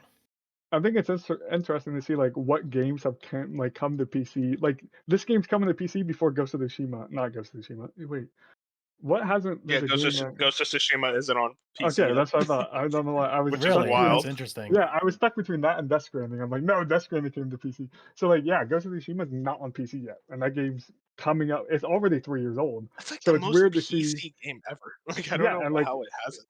has a like it's weird to see like what they kind of pick and choose, where they're like this game, which is forever old, like hasn't hit the PC platforms yet. Even Last of Us Part 2, granted Last of Us Part 1 just got the PC, but like Last of Us Part 2 is also a 3-year-old game, and that hasn't came to PC yet. So it's weird that Horizon already is like in a few months we're already bringing this to PC. And like They're if waiting for God the of last. War, Go go ahead. Go ahead. ahead. If God of No, War just comes out like in later, if they're like next summer and we're getting rumors of like a God of War coming, not rumors, or if they just announce that God of War is coming, then it's weird also where it's like God of War comes before it goes to Tsushima, or like before Last of Us Part 2, which I assume you were about to say they're waiting for the PS5 native. the Like, remaster. Yeah, yeah, that's what I was gonna say. which They're I could see definitely waiting that. for It's that. weird. And Naughty Just Dog is slow. the way I see it, and like just like knowing how Sony is, they're probably thinking, okay, we're gonna release these big games that we know people are gonna like. You know your people are gonna like Spider-Man. You know you got like your God of Wars, your Horizons, and then we're gonna release. We're not gonna release a day and date so that people try it on PC. They love the game. We gotta get the sequel out. Be like, if you want to play it, go get a PS5. Yeah. They're trying to push That's very everybody much go the get a strategy. PS5. It's Yeah. very much the double dip strategy, which is like it Mhm. works, and it's like It's great that Xbox doesn't do it because better options, you know what I mean? And like it makes more sense because the Xbox ecosystem's so easy with Windows and PC, blah blah. But like it is a proven way to double dip and get people to buy a video game twice. Like or even just like Sucks. it's just a way that works. So again, PlayStation being that like they're very much by the numbers, by the books, they do it the way that is going to make them money. I don't see a world where at least first party is ever day and date. Maybe 5 to 6 years from now. I don't think it will be in the PS5 life cycle. Maybe that's like a PS6 type thing. But I could see us getting down to that 1 year. Like I said, right now it seems to be. I swear I remember a Jim Ryan quote saying about 2 years. 1 year would be cool. I think 1 year would be the sweet spot where it's like literally every 1 year. But it's also you're also putting extra dev time on these dev teams if you're not porting these over. Yeah. Like I'm pretty sure Nix's is doing this one, but like if you're expecting all these games to come out a year later on PC, then you're going to start to expect you're going to ask your PlayStation first parties, hey, you also have to port this game because they don't have 100 porting studios to like put these games on the PC. So you're gonna have to start asking Gorilla and Santa Monica Studio and all these companies that like have always built their games for one platform for PlayStation, like they've dialed it in. You're now going to start asking them, hey, can you also do a PC port, or can you also make, you know what I mean? So they have to worry about that also. It's interesting to think like if they do get, as we were talking about, like we're gonna get a CEO who's a very business person. Like, what if they see along the way that, there is a demand and there could be money to having day and date PC things like this could having a CEO who sees that be like, you know what, there's money to be had here, and people are right. That's just money being left on the table. That yeah, maybe we do want to push our PlayStation, but here's how much money can we make with a day and date PC day one. Like maybe they're gonna do that with like one test game. Like, okay, here's a game we're gonna put on PlayStation and PC at the same time and see what happens. It will be interesting to see what that first test game is because like we're gonna get live Fair service games. like Helldivers. I mean, yeah, live service. We have even Helldivers 2 is day and date on both. But I mean, like, what will be the first like pure first Sad party dad like game. single player? Yeah, sad dad like narrative Maybe driven Wolverine. game that they're like let's put it on on PC and Maybe PS5 on the Wolverine. first day. I could see Wolverine be that That is a like test good bed. yes, because like Insomniac, they're already like tech wizards, so like they already know how to work with a PC. Like, they just- Insomniac are overpowered. Like they're just not like they're too good for this industry, Insomniac man. definitely seems like out of all the first party companies under Sony, like all the dev team, Insomniac's the one where like you would have them do the test like guinea pig first. Like you would never be like Yeah. Naughty Dog, your next Last of Us, day and date it. Like you would never. I could never see a world Yeah. where you do No, that. I But mean, we saw Insomniac does how do that. Last of Us Remastered did on PC. Like, there's definitely issues I with how agree. they handle PC hardware. And that I'm like the Last of Us Part One on PC. That was from Naughty Dog, right? They ported that Yeah, themselves. that They was made it very themselves. much Naughty Dog I'm gonna say, themselves. and it was very. Oof. I assume they know like it can't be that much different to make a game for a different platform, but it's like Naughty Dog's been making purely PlayStation games for a They're while. so used to the PlayStation hardware. Yeah, Like, they've literally been working on PlayStation since Crash Bandicoot 1 every and single only on successful port, PlayStation. like every single successful like PlayStation game on the PC hasn't been like a port normal. Like it's from Nixus or like the other whatever the other dev teams. I know PlayStation has a few now, but it's Nexus is always the like main one. yeah, and it's like this is when I read when Nixus was putting this out, I was like, oh, this is gonna be awesome because like they have Yeah. a story of like hitting over and over again on whatever they port over there. So I don't know, You it's know, a actually, weird concept. I will say Horizon Zero Dawn was actually, I think, the first It PlayStation was. port to PC. It was. Yeah. What about Horizon 3? That could be the guinea pig for day and date. You could because now you'll have both Horizon games, but also You'll have Horizon 3 seems so long away that it's like if that's your first guinea pig, like no. It's Horizon gonna 3 be the seems like Horizon remake that it's gonna be the guinea pig. Let's go! I don't think that counts though because because I mean because Last of Us Part 1 was really close to like the PC day and date. That was like 6 months between the PS5 and the PC release. Was it even that far? For some reason, I thought it was Also, even yeah, sooner. also the PC release got delayed. That's what I mean, and They it did got not work delayed. So out like, the way they wanted it to. but I could definitely see like a remake of some game, Bloodborne. You know, and they I don't know. Okay, don't even put that energy. Bloodborne, come on, man, just give me that 60 frames. I don't even want a sequel. Just give me 60 frames. That's all I want. It's a perfect game. Moving on. Before we talk more about Bloodborne, because we'll be here all day if I start on that game. This is just a really weird story I found. Shueisha and Dina announced Jump Assemble MOBA game. This comes from FinalWeapon.net. Nope, writer for some reason. Shueisha and Dina have announced Jump Assemble, a new 5-on-5 multiplayer online battle arena game, MOBA. Iconic characters from Weekly Shonen Jump published manga will be featured in the new game next year. Jump Assemble will launch in 2024 for Android and iOS with Chinese and Korean versions in Southeast Asia and East Asia, excluding Japan. However, Shueisha and Dana plan to release the game in other regions around the world, according to its joint press release. At launch, popular characters from Dragon Ball, One Piece, Naruto, Bleach, Demon Slayer, Jujutsu Kaisen, Undead Unluck, and Mashle will appear. This is just a funny story. I will say, I'm like, oh, nice, a jump game that isn't just a fighting game, like Jump Force, God rest its soul, fighting game of the year nominee. And then they chose MOBA as the genre, and I'm like, you lost me again. It's like, come on, do a genre I like, all right? We went from like fighting game to where's MOBA. the jump and, platformer? Yeah, exactly, dude. If it was a jump platformer, y'all wouldn't see me anymore. That's it. That's like my game of the generation. Dark, you had some thoughts about it. Did you want to say anything?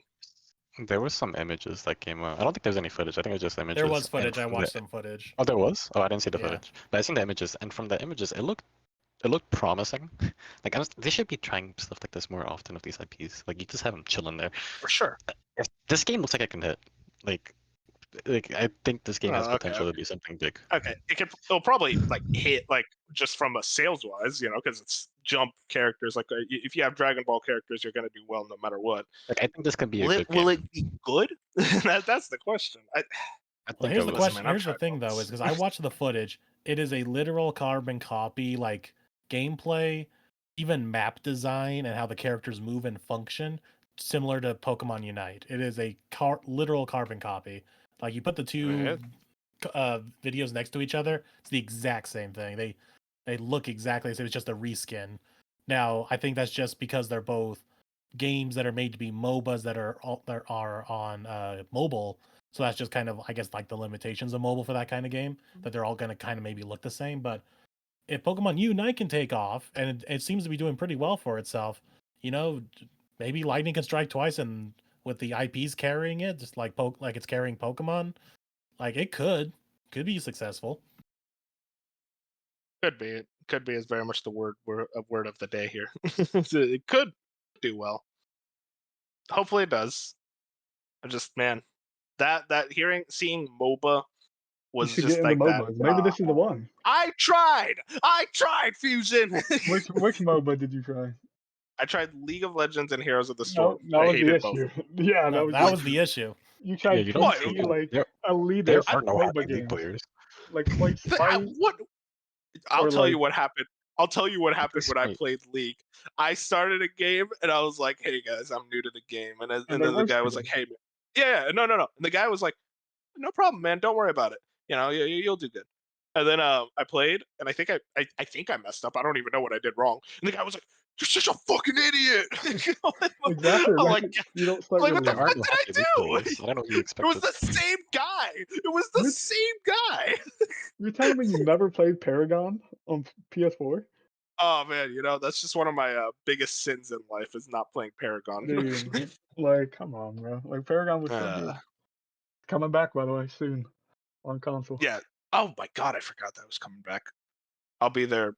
Well, no, I won't be there. You won't be there. You're gonna love it. You're going to love it. Moving on. This is kind of an interesting saga that happened the last couple days.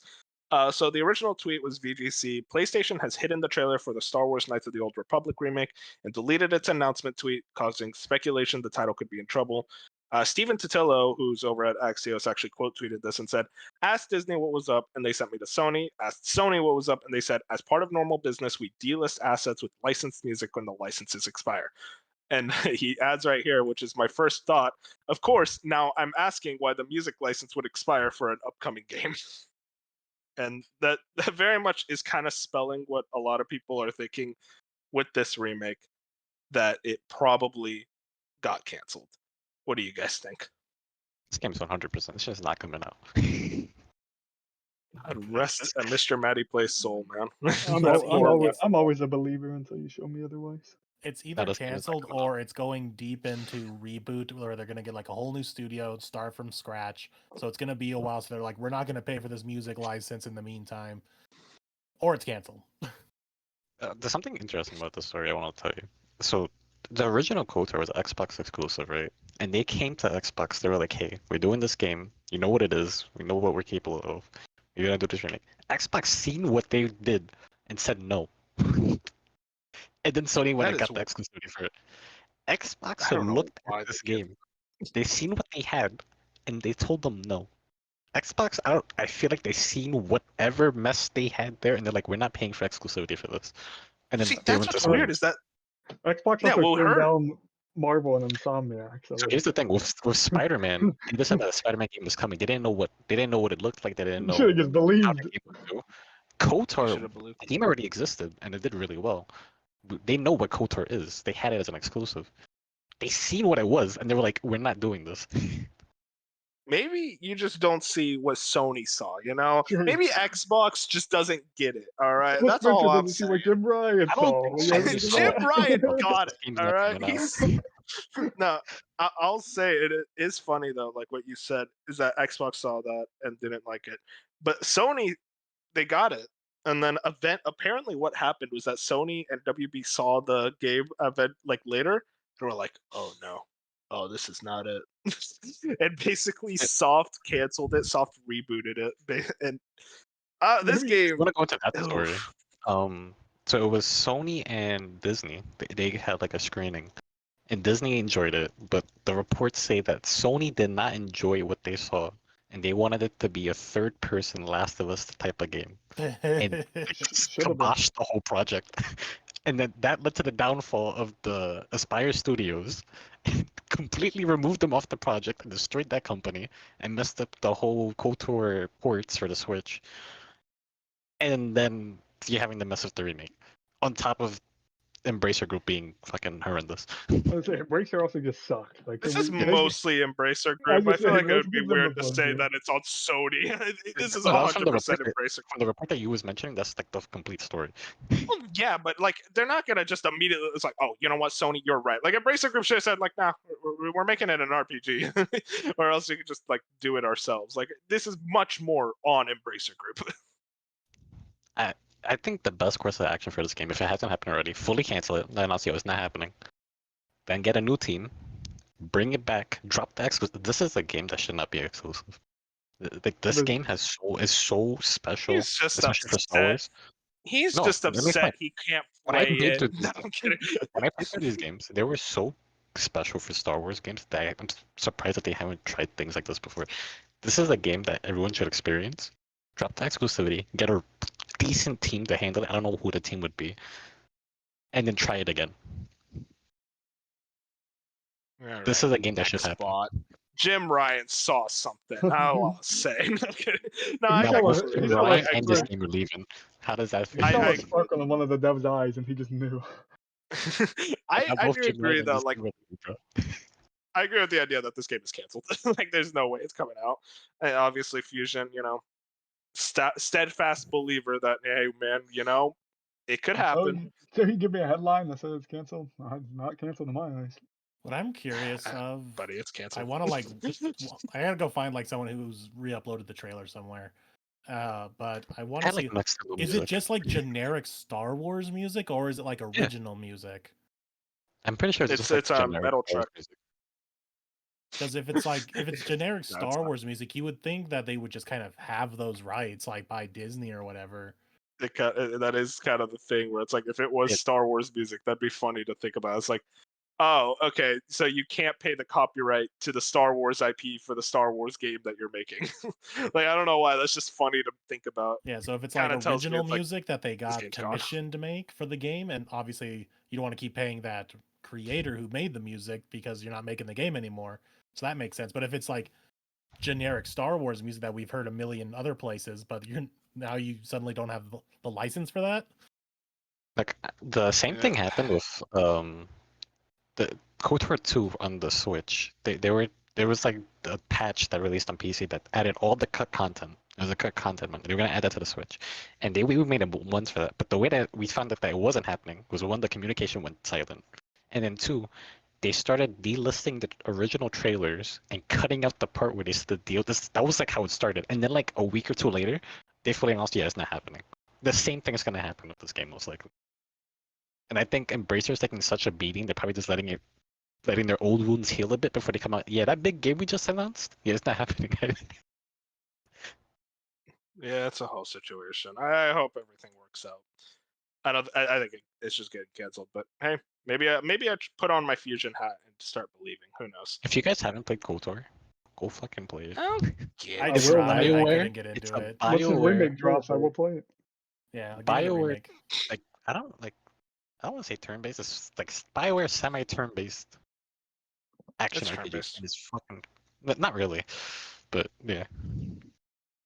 I'll get to it. I mean, you tell me I a game's couldn't from get into it. I 2003. tried it. If it's from 2003, that gets me more excited than a game from 2023. If I'm being honest, that's my fucking era, baby. All right. Moving on. Stealth 40K just dropped this. This is just a quick story about some Unicorn Overlord details. New Unicorn Overlord details from Famitsu. Development truly started in 2016, so that's about 8-year development cycle. Interesting enough. Playtime 50 to 100 hours if you do the side quests or side content. 100 plus characters, 60 unique playable characters. All characters can be recruited in a single playthrough, and the most beautiful word of all, no permadeath. And also, there was an interesting thing right under this, a subtweet from Stealth. Vanillaware also confirmed that you can go right for the final boss, but you'll get destroyed. That's a very interesting detail in and of itself, kind of like Breath of the Wild. Dark, you had some thoughts on this? Yeah, it's gonna be really interesting how that works because the way that these Fire Emblem-esque games work is that the whole thing is about you building up and recruiting your team. So the fact that you can just go to the final boss with next to nothing, and somehow I'm not sure they made a way for you to somehow. It's gonna be really big for the speedrunning community, and that's gonna be really fun to see. And it's cool that more games are allowing you to be able to do this. That's awesome. Yeah. I mean, Yeah, did you have any thoughts on this? it'll be interesting That to 50 to see. 100 hours. No, I'm gonna wait for the speedrunning community to find out the most optimal strategy to beat it in like 2 hours, and I'm gonna do that. They're gonna beat it in like Respect it. 4 minutes. Yeah, The speedruns are gonna- going to be really fun. it's gonna be fun to see like, okay, obviously besides like glitching or whatever, or doing like some dumb tactic, like what is the most optimal? Like, okay, go get this character, this character, this character, this character, then run to the final boss. You're good to go. Dude, Fire Emblem 3 Houses speedruns are so much fun to watch because it's literally just get Lysithea, get Warp, kill the boss. It is Oh, I need to watch that. That hilarious. sounds fun. Yeah, like It is so funny. She is hilariously broken. But yeah, looking like a great game. I'm really excited for it. That art style, man, fucking insane. It's just coming out at an inopportune time after so much other stuff. Yeah. And we all need to play 13 Sentinels before this, right? Right? Bench really wants us to play it. I'll definitely get to it. Okay. Because we all gotta right, get that's a used to like promise the to me. Vanillaware. We gotta get used to what the Vanillaware is like, and that's like the perfect way to do it. Very pretty games. I'll say that much. So that's all the news stories. Real quick, I actually we're at the end of Q3, and I want to do a quick look into Q4, kind of the releases coming up. There's a lot of games. We're not going to go through like what we did last time of going through the entirety of the list, but right here I got the Game Informer. Yeah, there's a lot of games. Too many games. We got the Game Informer list of 2023 Q4 releases. And I think my idea here, maybe we just go around the corner. Like, we'll each pick 2 games that we're really excited for, what we're feeling like at the 2? moment. Well, yeah, I mean, and then I'll go and like check out the other ones, check off the other ones that maybe we haven't mentioned. But like the 2 games that you're most excited for each of us. I think I'll start with my boy Fusion. How are you feeling? What's your most anticipated game in Q4? You want both or just one off the rip? Just do one for now. I want to be nice. I'm gonna go Alan Wake 2. Over Spider-Man. No, I said I'll be nice. I'm giving one of you guys Spider-Man. All right. So I'm gonna go Alan Wake 2 just because like I'm like I forget who all here likes Remedy. Sometimes I feel like I'm the I only love human Remedy. on the I'm a podcast big who likes fan. Remedy. I liked but Alan I Wake know- 1. I couldn't get into Control. I loved Control. I couldn't really get it to Alan Wake. So Okay. that's yeah. Alright, that sounds more normal. um, yeah, just Alan Wake, dude. Like it just the more that comes out about the game, I'm really excited. Previews, like the final previews dropped this week, and like they just sound really high. Like even people who I knew like following beforehand that haven't been like huge Remedy fans, like Skill Up and a few other people, like they even walked away super impressed. Like Skill Up went to this event, which also went to the Spider-Man event, even, and I'm pretty sure Final Fantasy 16, not Final Fantasy 16, Final Fantasy 7 remake, like the Rebirth. Rebirth. He Yeah, did come on, all of man. those, and he walked away saying that Alan Wake 2 was like the game that he was most impressed with. I'm like, if you walk into Wow. LA and you see those three games and you're telling me like Alan Wake 2 was the game that left you the most impressed, like that says a lot to me personally. So like, Okay, well, maybe there's a slight caveat to that, to whereas Alan Wake is probably a new experience compared to at least its original game, whereas Rebirth that is is going to true. be 80% the same thing as Remake. So it's not as wowing. Like, obviously, there's the open world aspect that you can be wowed by, but in terms of the general overall feel of the game, it's probably still the same as Remake, whereas Alan Wake is probably like a whole new experience. That is true. And I guess Spider-Man's also a sequel because you also like went and saw Spider-Man, Yeah, but so like it's like it's obviously already good because you already have the foundation of Remake and Spider-Man 1 to base it off of. So you're like, "Oh yeah, this is exactly what I was anticipating and it's awesome." But Alan Wake 2 though, it's a whole new experience. So that's going to Hmm. stick out in your mind more than just a sequel living up to what you already expected. it's also The kind of deci- funny that they saw like he sold three sequels basically, like all the sequels like yeah. at once, like all these games are just getting sequels. The decision to go survival horror is definitely the thing I'm most anticipated about this game because like like Alan Wake 1 I know was like had spooky vibes, but it wasn't really a horror game at all, Yeah. at least from what I played of it. This game looks much more like a survival I horror was gonna say, experience. Alan Wake's more like horror action, and then this seemed more like actual survivor, where like you have to watch out for your ammo and like I mean like stuff where like in the first Alan Wake you never ran out of ammo or like the Oh, I ran out of flashlights. ammo a couple times. Well, Oh you were playing it man, what wrong. is wrong with you, man? I just feel like this time they're going more of like you should actually like depending on the difficulty, I assume like actually watch like where like what your ammo count is or like how many batteries you have for your flashlight if the batteries are back. I don't know, like stuff like that. Yeah, it's all just an interesting thing in general. That's definitely one I'm very much looking forward to. As you said, you don't want anyone to take or like you're gonna be nice. I'm not. Spider-Man 2 is my most anticipated game. Very easily, it is my most anticipated game. Obviously, like there's another game that I'm also out of this world hyped for, but like you telling me, like we talked about it before, Insomniac, darlings of the industry, they know how to make a game and they know how to put it out efficiently. And looking at everything Spider-Man 2 has shown us, this just looks like Spider-Man 1 but better in every single possible manner. Spider-Man 1 is already one of my favorite games.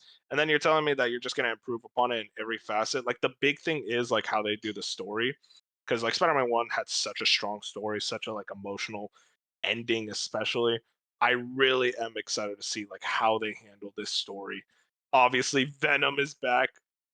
God, I'm so excited for Venom. I know it's like the most basic bitch like favorite Spider-Man villain, but I don't care, bro. He's fucking Venom. He's my favorite Spider-Man villain. So like just the excitement of how he's gonna play a role into this story.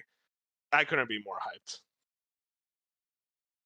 This is like I was also surprised with the previews of this game where it's like I knew this game was going to be good because like you said it's Insomniac and like it's a Spider-Man game, but like I was pretty impressed with the previews of like people being blown away by this also. Like, because I expected it, like Moon was saying, it's a sequel, you know what to expect, but it seems like a lot of people came away even more impressed of it just being it's not just a sequel. Like it seems like there's a lot here to unpack where it's like it's going to feel like an actual like new experience, which I think is really cool. Yeah.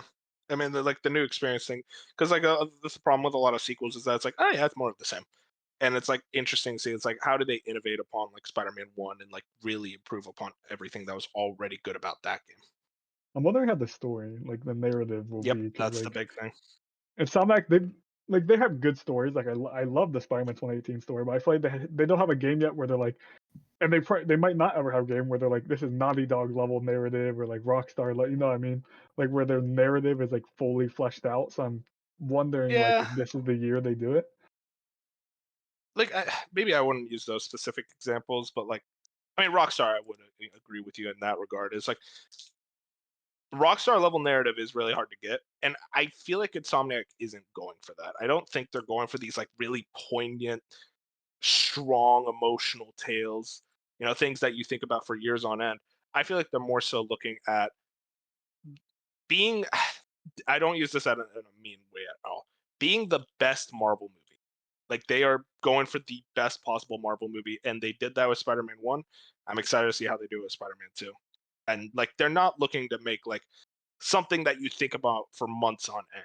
They're just making a really fun, exciting story. That's a good point. I like the Marvel Moon, point you brought up. you're also excited for this game, right? Oh yeah, for sure. Awesome. And Moon, I guess you go with your game. How do you feel? What are you looking Since out I forward can't to? do Alan Wake 2 or Spider-Man 2, I'm gonna go with the Smurfs 2, The Prisoner of the Green Zone. Yes. Oh, you stole it. Damn. I'm gonna be a real basic bitch and just go Persona 5 Tactica. I feel like that's the least basic bitch pick, but it's like, I'm gonna go with the tactical game. Yeah, the tactical game. It's like the secondary bread and butter behind the JRPG RPG. Because I was just at a event today, like promoting it, so that was a lot of fun. And I kind of just sat there at the event, like, you know what? I actually am excited for this game. It's gonna be a nice, because it comes out like almost near the end of the month. Yeah, it's like right there on the 17th. So it's gonna be a nice way to round out the year. Yeah, I'm right there with you. Like, it's one of those things. I haven't really felt the hype for the game at all.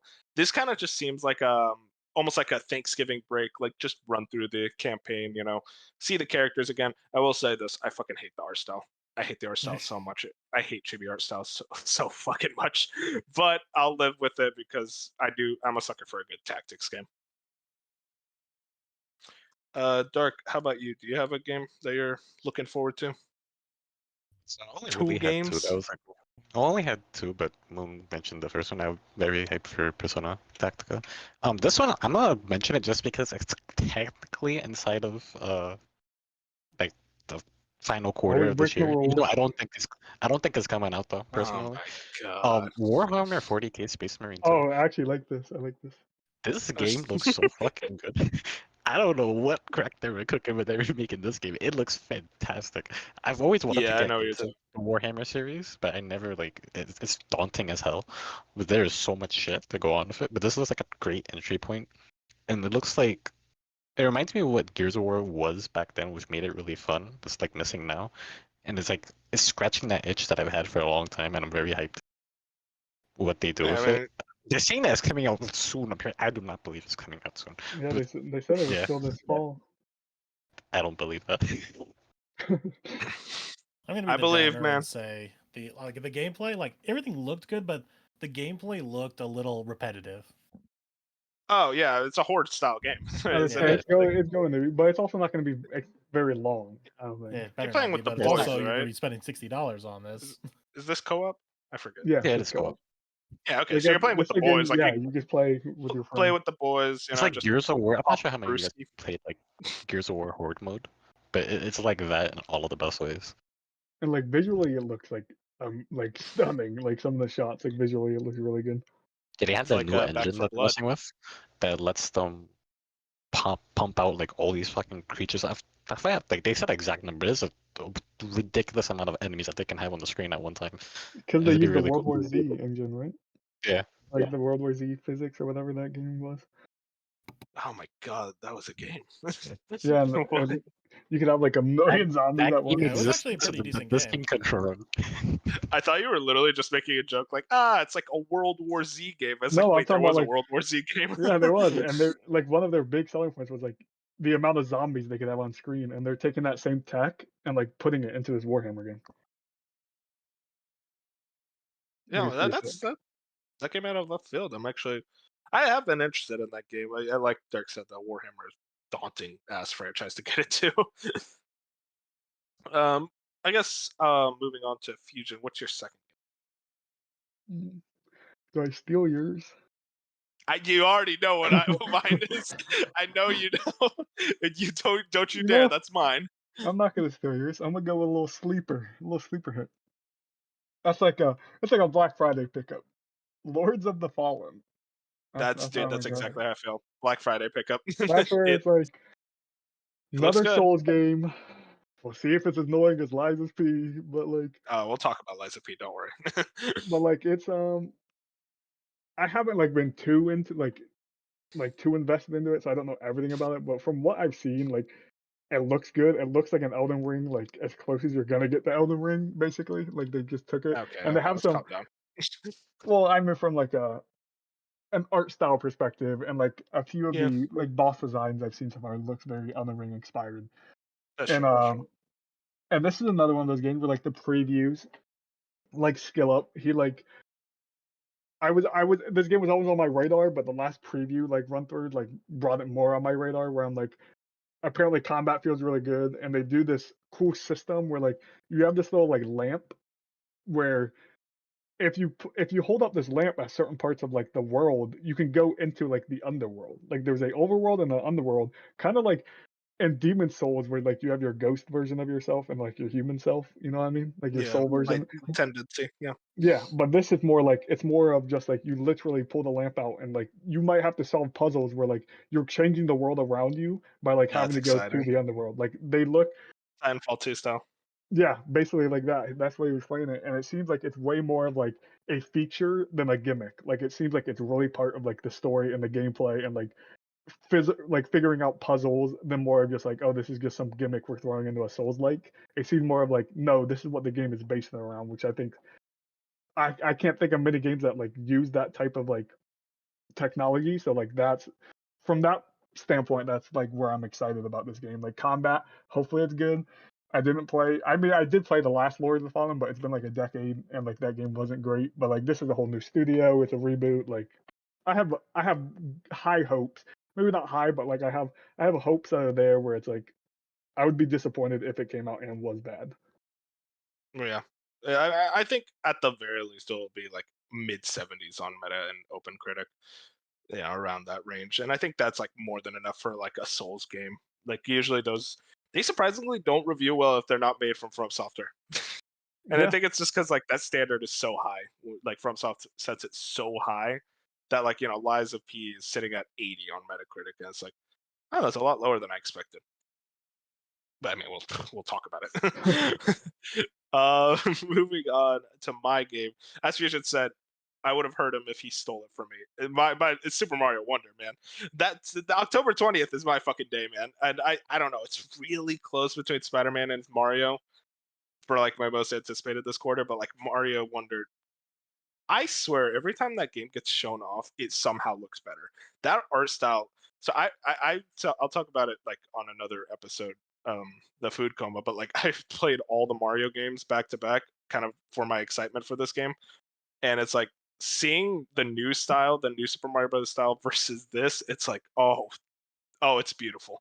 It's just so vibrant, so full of life. All the playable characters. I don't have to play as Nabbit. If that's just a plus by itself. Fuck Nabbit. I don't know why they tried to make Nabbit a thing. Let's go, I'm Nabbit. out of the Nabbit's like this stupid fucking like gremlin asshole that they introduced in New Super Mario Brothers U. It's a dumb character. They really wanted to make Nabbit a thing. Never worked out. I'm sorry. Nabbit sucks. But yeah, and back to Mario Wonder though. Like I mean, everything about this game just looks like 10 out of 10. I will be there no matter what. Fusion, you you said you wanted to steal this from me. yeah, because like, but I couldn't because you're the Mario guy, and like you would have bullied me. So, um, this will be. This is going to be sad. And I'm not getting it at launch actually, so maybe it won't be. But this Oh will be my the god. closest I've ever gotten to getting a Mario at launch. Like it'll be around launch, but like, so I'm really excited for it. Like a 2D platforming like Mario. It looks awesome. The colors, like you said, like this on an OLED Switch is gonna look sick. Oh yeah, for sure. Like I mean, I'm, just the vibrancy. yeah, exactly. Like I'm super excited for this. Like, and it seems it's been a while since. I mean, I played Mario Odyssey earlier this year actually, but Oh no, my last god, year. that No, game it is was so last year. good. You did? No, it was last year, not this year. Oh, this. Oh, last Yeah. year. Yeah, last year. But it seems like at least that I haven't really ever heard Mario games are hard. And at least all the Nintendo games I've ever played are not hard. So like, I assume this is just going to be a chill like. So the deal with that, Mario games aren't hard. Like the main games are usually like like manageable, like fun things. The special worlds are where they get hard, and some of the like difficulty and some of those special levels gets pretty insane. But like overall, they're like pretty chill experiences. Okay, that's this is like the type of game where I don't know if I'm like wanting to spend $60 at launch. I mean, Because you're I gonna feel have to. Even if it's 3 years later, you're gonna have to spend that $60. Nintendo. I mean, yeah, I guess that is true, but it's like this is one of those things where it's like I assume this game's gonna be what, like 8 hours? Uh, maybe. You're If you saying do, I mean, that's the thing. less? Like, it depends on if you do all the star coins, the medals. Like, the Mario games are meant to be like you spend a lot of time just going for like all the extra, like exploring the levels to every Which is last inch. which is so funny because me and you both like to like 100% games and get trophies and Mhm. platinum, and yet platformers are the one genre where I'm like I don't care to go back and get these. Like I've never You're, cared to like. that's my And favorite genre to exactly, do that's what that. I mean. You're an That's why it's insane so odd. person. We're completely different. We're like, I would rather do every side quest in an open world game than go back and replay Yeah, a see, level that's where over and you over lose again. me. That's where you lose me. I'm like, I don't want to fucking help this guy find his feathers. I don't give a shit. Like I can't. I don't like playing the same level over and over. And it's like if I miss, that was one of my big things with Rayman, where like if I would miss whatever they were called, I forget what they're called already.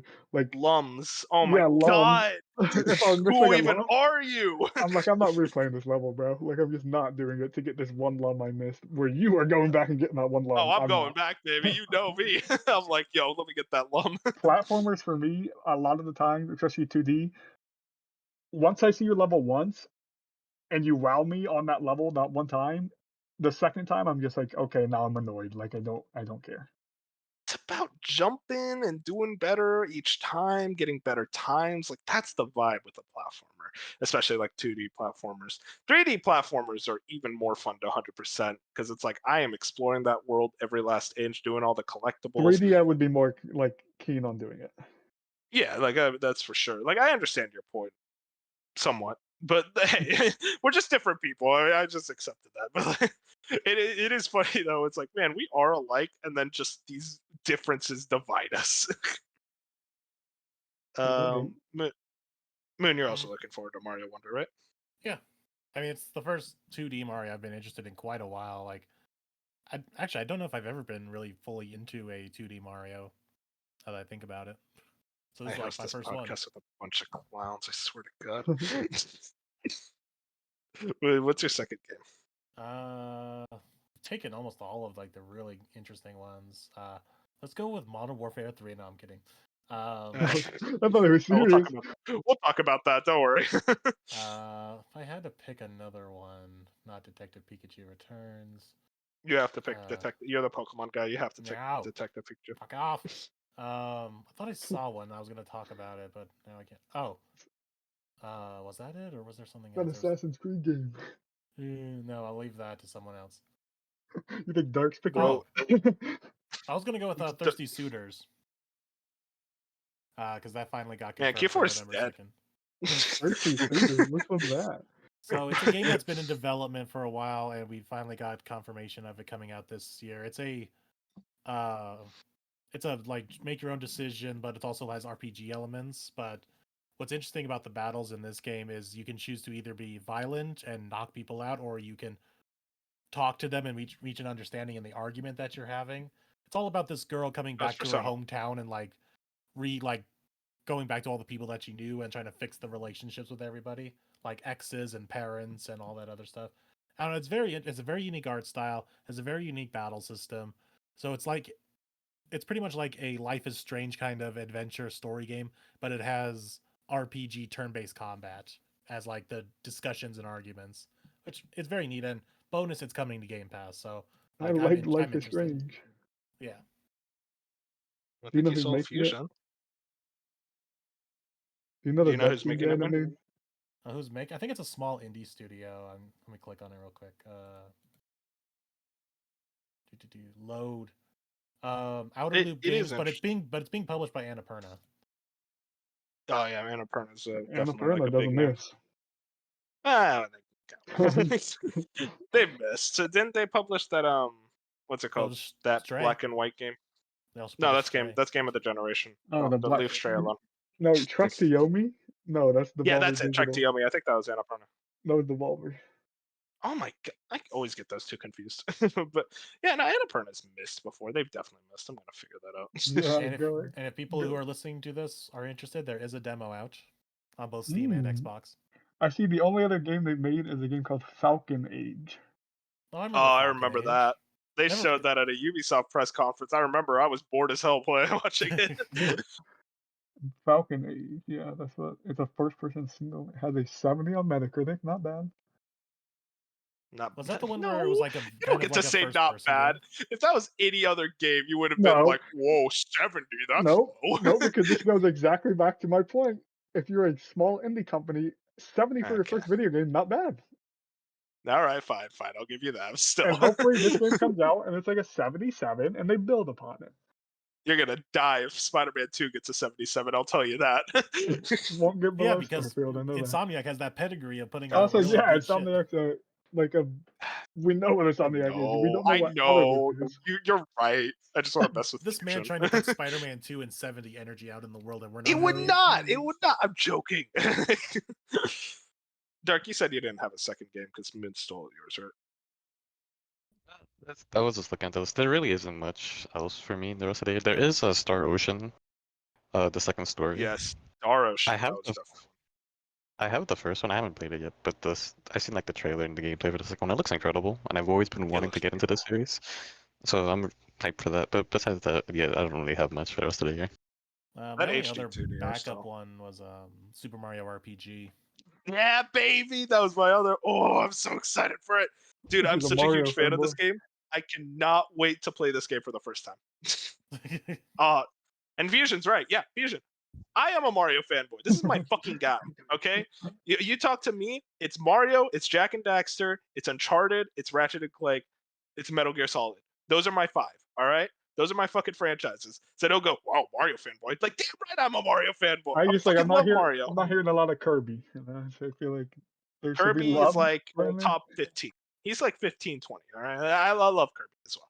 You know, I got a lot of love to give to a lot of franchises, but Mario's my fucking guy. This is my fucking guy. Mario RPG is back. I am so happy that Nintendo is realizing that Mario RPGs can work, and they're not doing, like, they're bringing back Paper Mario, the Thousand Year Door, not doing this Origami King bullshit, and then they're fucking bringing it back to RPG. They're bringing back Super Mario RPG. It looks incredible graphically. The box art is dog shit. I'll give you that. It looks dumb, but even then, like, this game, it has a style. Here's the thing about Mario RPGs that compared to any other RPG and why I love Mario RPGs more than most RPGs. It's the charm. It's the comedy. There's so much charm and love, and clearly the dev team having so much fun with the Mario IP. That's what made Super Mario RPG amazing. That's what made Paper Mario amazing. It's these developers utilizing the Mario IP, the Mario world, the Mario characters, and having fun with them in a way that, like, you wouldn't get out of the platformers. That's what makes the Mario RPG so special. That's what made Mario and Luigi, Paper Mario, all these games so special. And I am so ready to just experience this game that many consider to be the best Mario RPG. I'm out of this world excited for this game. I'll be there no matter what. That was your actual choice. Like, maybe you should talk about it. No, I mean, that was just my my backup. other choices, dude. Yeah, that was my backup. Everyone went through there too. That was my. I can't believe someone else didn't mention this. I almost did, but then I was just like, it's another game I won't get at launch. This guy hates Mario. I don't want to admit that. There's so many video games. Well, I mean, you're not playing Persona 5 Tactical. What are you playing around that time? I'm definitely playing Persona Mario RPG over that. I can't say it because I'll get bullied if I say the game. No, say it. I want you to play Call of Duty, aren't you? No, it would definitely be Cyberpunk around that. Okay. I'm done. It would not be a new release. Like unless Alan Wake 2 like I have to wait to play Alan Wake 2 for a few weeks. Unless it's like that, it would definitely be like it's either going to be a Starfield, Cyberpunk, Crisis Core situation around that time. It's gonna be December for me. There's nothing coming out in December. Avatar, you're a hater. Come on. Yeah, we'll talk about Avatar. I mean, we'll talk about it right now. I mean, Avatar. You guys looking forward to that? I know you guys are both big Far Cry people. That's gonna be Black Friday next year. Oh, okay, dude, that's a little far. True. I mean, it's gonna be No, like, on sale after like 2 days. so yeah, you if I know. will. I don't know if it's a game I'm going to get at launch. The thing with like Ubisoft games, I'm like, I They go could wait so for. quickly. Yeah, they're going to go for sale, but like I love the Ubisoft formula, so like they're never a type of game where like if I spend $60 on, I feel bad about spending $60 on because I know I'm getting 40 hours and I'm going to love it most of the time. But it probably will be a game that I don't play at launch, so it will be down the pipeline. Maybe later in December. I would like to play it when it's $30 3 weeks later. Like that's how Ubisoft works. So Now you're the one insulting it. Jeez. no, I'm not insulting it. It's just like maybe it won't go on sale because it's a license.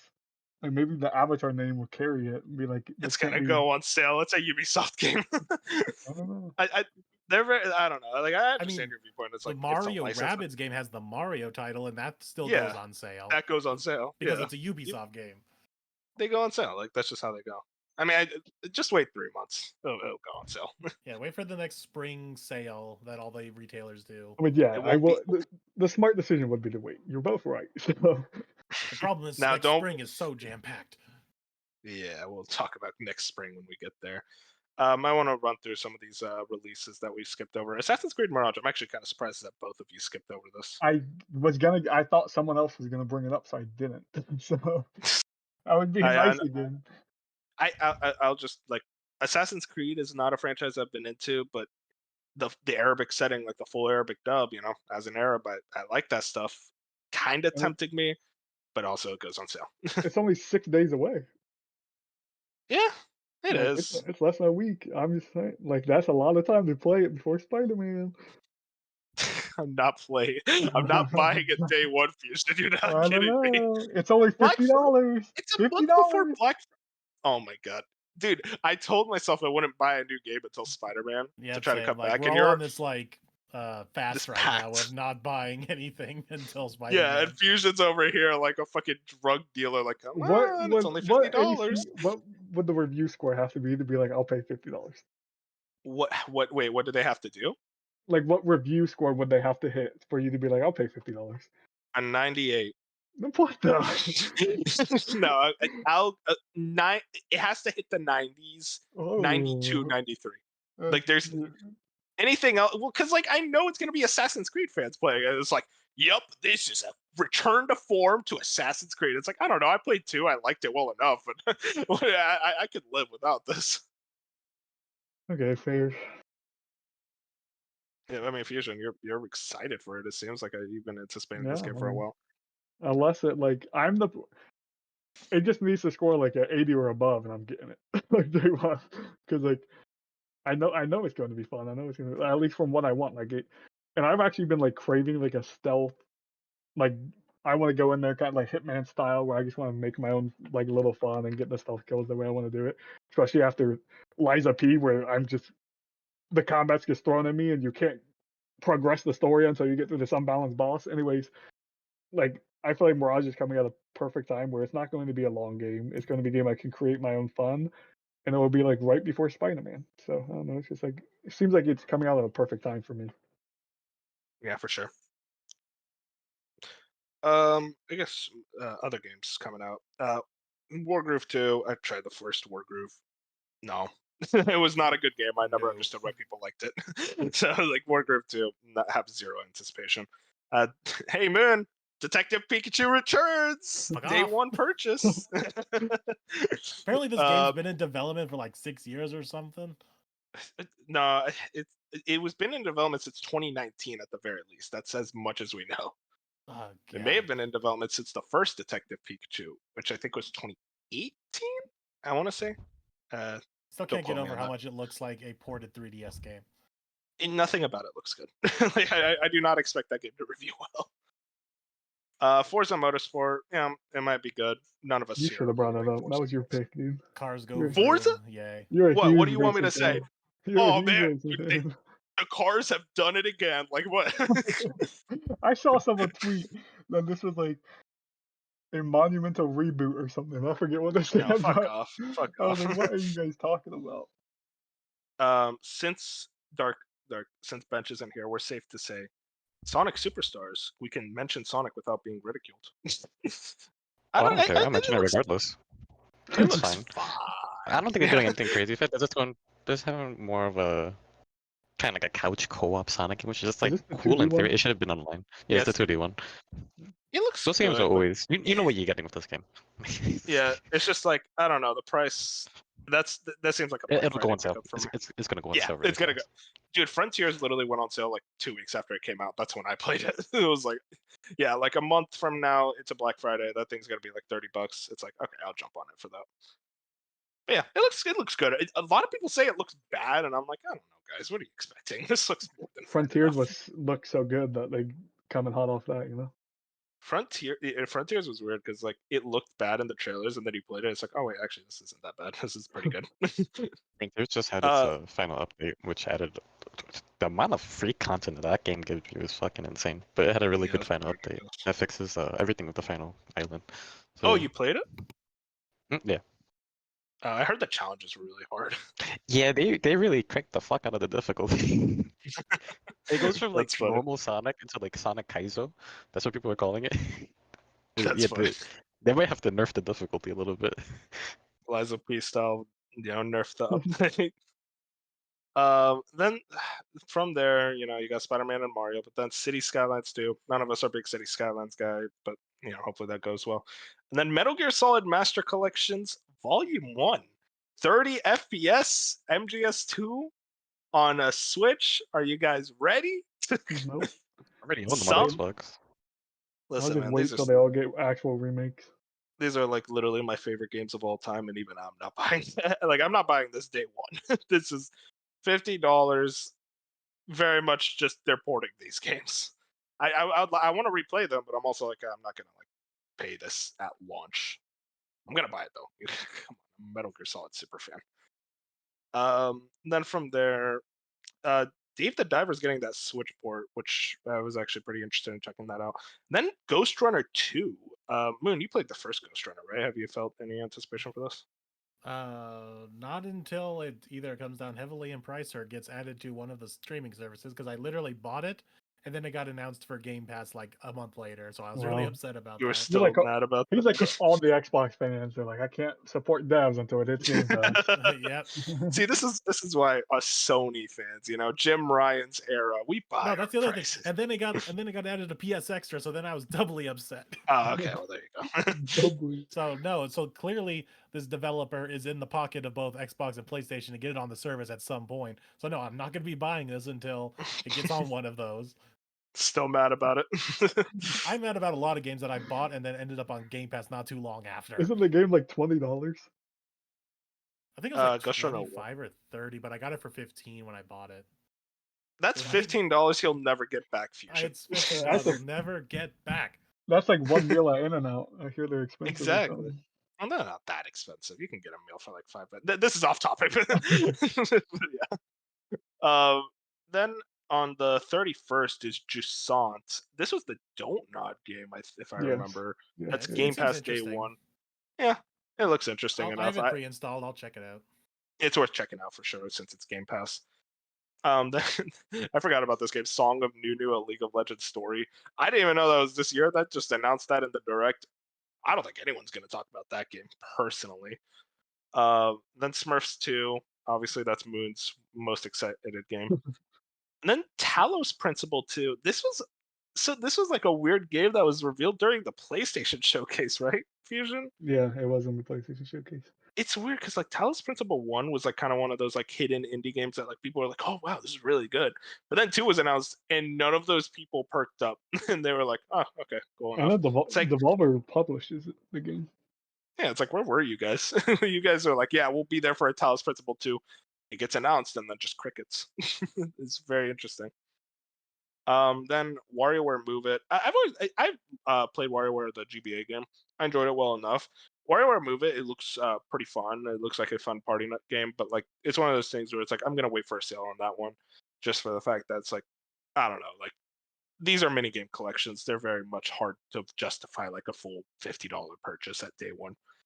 Like a Dragon Gaiden, the man who erased his name. Me and Moon really liked Like a Dragon, the one with Ichiban. I guess like Yakuza 7. But the thing is, like, this one's going back to that beat 'em up style that I hated so much in Zero. So, unfortunately, I'm gonna have to skip this one, and I assume Well, it is you're coming also to doing Game that. Pass, so at least it might be worth checking out to see if, I forgot about that. if a newer, updated, like current gen version of the beat 'em up might work a little better. Maybe. I hope. I Give really it a hope. check it 'Cause, out. yeah, that's it. I forgot it was Game Pass. Yeah, they Um, just announced that like not too long ago that it was coming to Game Pass. Oh yeah, at TGS.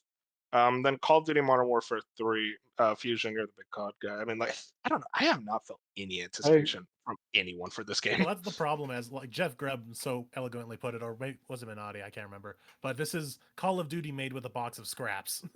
Exactly. cave. I think Mike said it. But the beta's this weekend on PlayStation.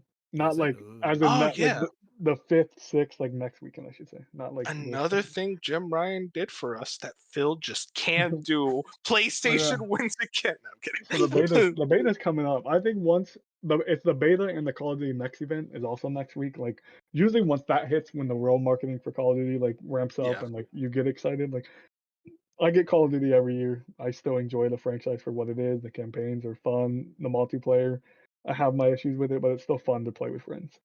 Yeah, and this is going to be MW2 maps. So it's Yeah, like, at and the very least, like, we're not dealing with the garbage maps and like yes, the other Modern exactly. Warfare reboots. Then from there, a lot of like whatever games like Flashback 2. No, Don't think any you of the day before, bro. Is this game coming out? Do you know anything about this the game? day before. I This think is I've that heard like about it, but I don't That know sounds anything about so it. familiar. yeah, it's that one like Oh, Division, this Last of Us. game! Oh yeah, this game does not exist. This was the game Yeah, that got delayed like 100 times. yep. It used a fake gameplay Oh, trailer. yeah. This is an interesting saga. There's no way this And is it's gonna get coming out in delayed 5 weeks, and they haven't said a thing about it. There has not been a single update, and it's supposed to come out in 5 weeks. I will also say with the That's Hogwarts Legacy Switch port coming, I can almost guarantee you this is going to run extremely poorly. It's going to be an absolute disaster, and it's going to bring the Hogwarts Legacy Metacritic down. And I think that's going to be the first time we ever see a Metacritic score from like a game in March fall in November. It's going the to be open critic fascinating to score. watch. Oh, or are you talking about Metacritic? Oh, I guess like Yeah. it's Metacritic, as open well. critic, whatever one you want to use, but I'm pretty sure there's going to be people who are going to review the Switch version, give an absolute terrible score, and because it's going to be a terrible port, and it's going to bring the score down, and that's going to be the first time we're going to see a game lose points so long after its initial release. It's going to be fascinating to watch. That'd be a really fun thing to watch. But yeah, from there, like, we talked about this before. November is surprisingly kind of light on games for the first time in a while. October is where most of those games are coming. And then in December, quick stuff: Dragon Quest Monsters, The Dark Prince, kind of like We a have Pokemon Dragon Quest game. I'm House Flipper interested. 2. House Flipper Apparently, 2. Apparently, it got The like an 14th. early preview or something of Dark Prince, and it's not looking good. Yeah, people do not like it, which is unfortunate. But yeah, that's everything that has a date. There's obviously a lot of stuff like that's technically not getting a date. Just put it down now that they're 2024 games, because I'll tell you now. Hold on. Oh, okay. Silk Song's coming No, out. no. We're not going down Yeah, this hole. yeah. Just Hollow ex- Knight Silk Song. I'm just still with you. It's throw it coming on out. there. You don't seem very confident anymore, actually. No, it's happening. It's Is your happening. faith wavering? Is what he's saying. Also, Baldur's Gate 3 is coming to Xbox for the Xbox fans somewhere in these next Oh few yeah, I months. forgot about It is that. coming. Yeah, they said that, and then like haven't said much else. It's like, man, is it? I mean, like you should have the port ready at this point. Here you go, Wolf. The Plumbers Don't Wear Ties Definitive Edition. Oh fuck yeah! I need to check that out. When is that coming out? It Well, yeah, doesn't you have were a release date, excited but for that game. technically God still damn it. 2023. Dude, Plumbers Don't Wear Ties is like one of the funniest games ever. It's like it's like a Philips CDI game with like a very fascinating story. I recommend watching like one of the documentaries on it. It's a very funny game. I don't know why I get excited for stuff like that. I don't know who I am. You just like spending money on just the most worthless shit. Well, the worthless, but like, come on, that game's funny. All right, what you guys are gonna play Assassin's Creed at launch? Okay, have fun. Whoa. I'm gonna be playing Plumbers Don't Wear Ties. Is Now Arc that I see Raiders it. coming out this year? That's not coming out this Is year. what? There's nowhere. Arc Raiders. Oh no, that got delayed like heavily. Like, I don't know. I swear they still said 2023. Have they even showed much No, my game of track it? has it listed as 2024. So apparently they announced it at some point. Maybe they soft delayed in. Game Informer is slow. This is why we're gonna take them over one day. Yeah, I guess Q4. That's pretty much everything coming out in Q4. Looking like a pretty strong quarter, just like the rest of 2023. But I guess now we can talk about what we've been playing. I'll just start now. Like I played through all the 2D Mario games. I'm not gonna say anything on all of them because like You're gonna break down each one, all the pros and cons I'll- of each and one. oh, trust me, I'll do that. And another podcast when I do we're gonna do a food coma on that whole journey. It's gonna be me and Jat, and I'm very excited to talk about Mario. But I and didn't get as no I said, invite. say again, Fusion. I didn't get no invite. What are you gonna say? Man, this looks old. It looks bad. Well, I want to play Assassin's Creed. that's kind of what I was gonna say. I hate you so much. I hate you. But the big thing that me, Fusion, and Dark were playing is Lies of P. And there's a lot of things. Dark beat the game. Fusion, what chapter are you in? The last chapter. Not the final chapter. Okay, so here's the final chapter. I'm at chapter 7, if I remember correctly. We all have a lot of thoughts on it. Dark, you beat the game. How about you Oh go yeah, first? it's been like populating our chat for like the past week. So I beat this Tired game of it. pre-patch. So I went through I went through everything. Elitist. Don't get me started on this fucking elite. So this game is really hard to talk about because you can tell that they're a really passionate dev team, that they put a lot of care into effort into this. Like the story's incredible, the world's incredible, the gameplay is amazing. I don't know who it was at the studio though. There was one asshole that was like, I want this shit to be hard, just for being hard's sake. Not like it's not. There's a point in difficulty where there's like it's a challenging but fair fight, where you like it feels good to play and learn how to master, and then there's just random bullshit that it throws at you. And the second half of this game is plagued with random bullshit that makes the game really unenjoyable, to the point where I was contemplating dropping the game at the final boss fight because pre-patch this boss was so fucking stupid. I don't know who like approved of this. Yeah, man, that seems to be like you were talking really heavily about it, and I was like, that skill issue. He's just bad at the game. And then I played the game. Man, it is very much, as you said, like there are points where it is very much hard for hard's sake. And I'm not even at the bullshit parts of the game that you guys were very much talking about. I'm at like chapter 7, and like the bullshit kind of just started. Like the very much the previous boss before the one I'm on now. Fucking, I went on an emotional, spiritual journey going through that fight. That fight fucking broke me, but I got through it. And then at the boss I'm at now, like I've only attempted once. And like again, as Dark says, like the world is beautiful. I love the aesthetic. The story I'm barely paying attention, but like when it's there, it's like okay, this is cool. It's definitely something I'm gonna have to watch some good lore videos for. But like yeah, there's a lot to like about it. But man, it's just that there's some frustrating moments of game design. And from what I hear, it gets worse. Fusion, you were the one very much quote went through a midlife crisis. So Yeah. please tell me. Kind of like Dark, where like he says, the world building, the lore, like the characters I'm meeting, it's all so good, but I can't focus on it when you're making the bosses so unbalanced that the only thing I'm thinking of is to get past the next boss, so I can only worry about the next boss after it. Like I'm in such a weird spot where usually in a Souls game you beat a boss and you feel so accomplished that you can move on. I beat a boss in this game and I just feel mad. Like I just beat a boss and I'm like, I get frustrated knowing that the next boss is going to be worse. Like I beat the boss and I'm like, That is well, wild. what's the next gimmick? Like not even gimmick, because what's the next? I can't beat you because you made the game impossible. Like I shouldn't feel that way in a Souls game when the rest of your Souls game is so good, like as close as a FromSoft has ever gotten. Like this is the best Souls like I have played, other than a From game, obviously, to this point. Better be careful. Even with the frustration I'm having, the rest of this game is so good. But I can't help to see like I don't know what they thought, especially in the second half. Like there's a certain point where you hit where it is just straight. I thought Dark was lying to me when he told me this, where you hit a point where it's just boss after boss after boss after boss that will take you no more than 15 tries each. Like you're just fighting for your Man. life, and every one just feels like it's somehow worse than the last one. Like on balance wise, it genuinely feels like every single boss, I get stuck fighting it for 2 hours. I'm like, oh, the next boss is gonna take me 3 hours. Like it just feels like I hit, I think, chapter 9 or something. I don't know what my hour count was, but I think the last two chapters have added on 15 hours by themselves. Like Wow. from Probably the these same as well. bosses, just like it's like my hour times are just getting like padded on because the bosses, I'm not doing anything but, and the problem is, granted, I have not grinded. Usually in FromSoft games, Grinding doesn't really help you in this game, by the I way. was gonna say that's my It's point. fantastic. Usually in FromSoft games, No. You you can't can like overlevel in sit and this. grind. And this game, they have like this weird scaling option, and there's also not a great grind spot.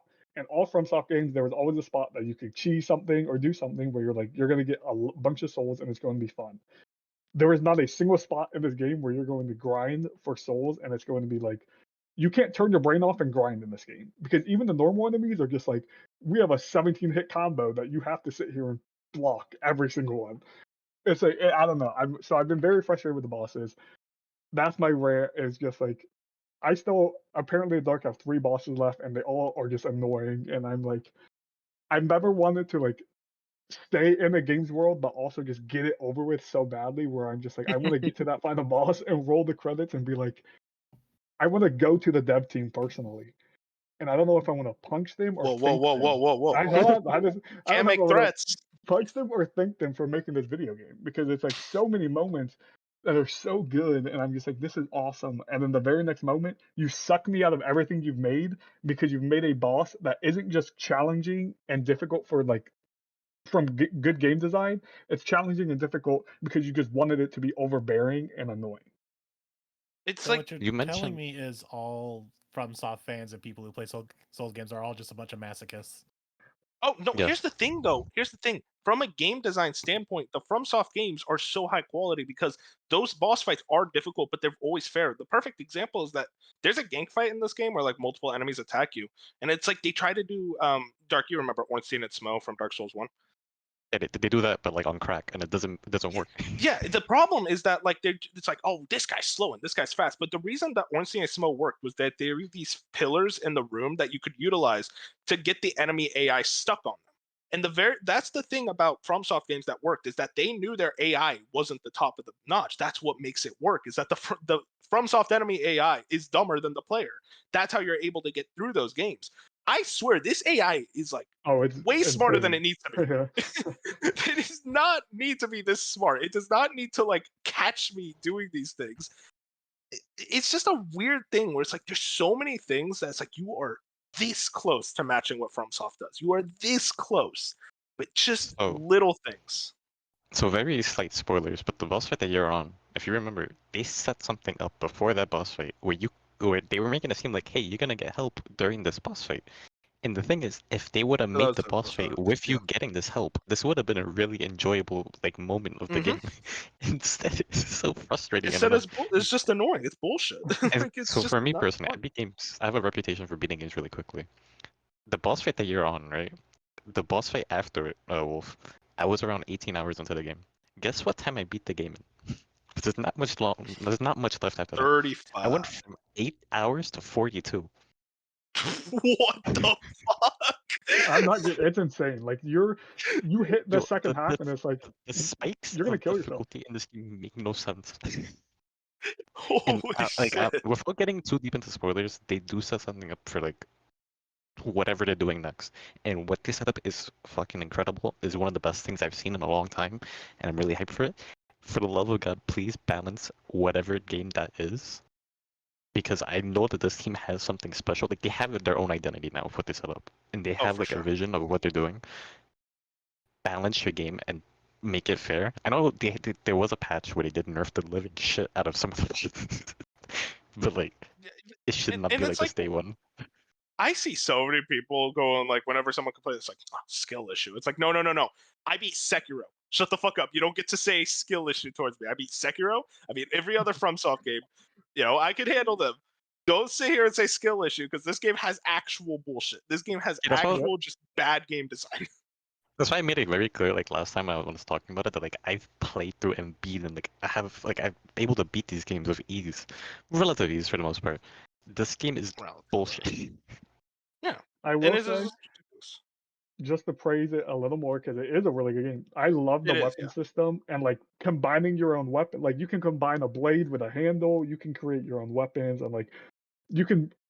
There's these things called cranks that you can find in the world where you can like have them scale to your build. So like if you're a motivity build, which is strength in this game, and you have a motivity crank, but you have like a technique weapon, you can put that crank on that weapon and have it scale off motivity now. Like they That's do awesome. super cool like things in this game that like even FromSoft doesn't do. They have a lot of quality of life features in this video game, but when your bosses are this annoying towards certain parts of the game, it gets very frustrating because as a player, you're only remembering how much frustration you had in hours and hours and hours of unfair boss fights, and you're going to forget all these little awesome features in your video game.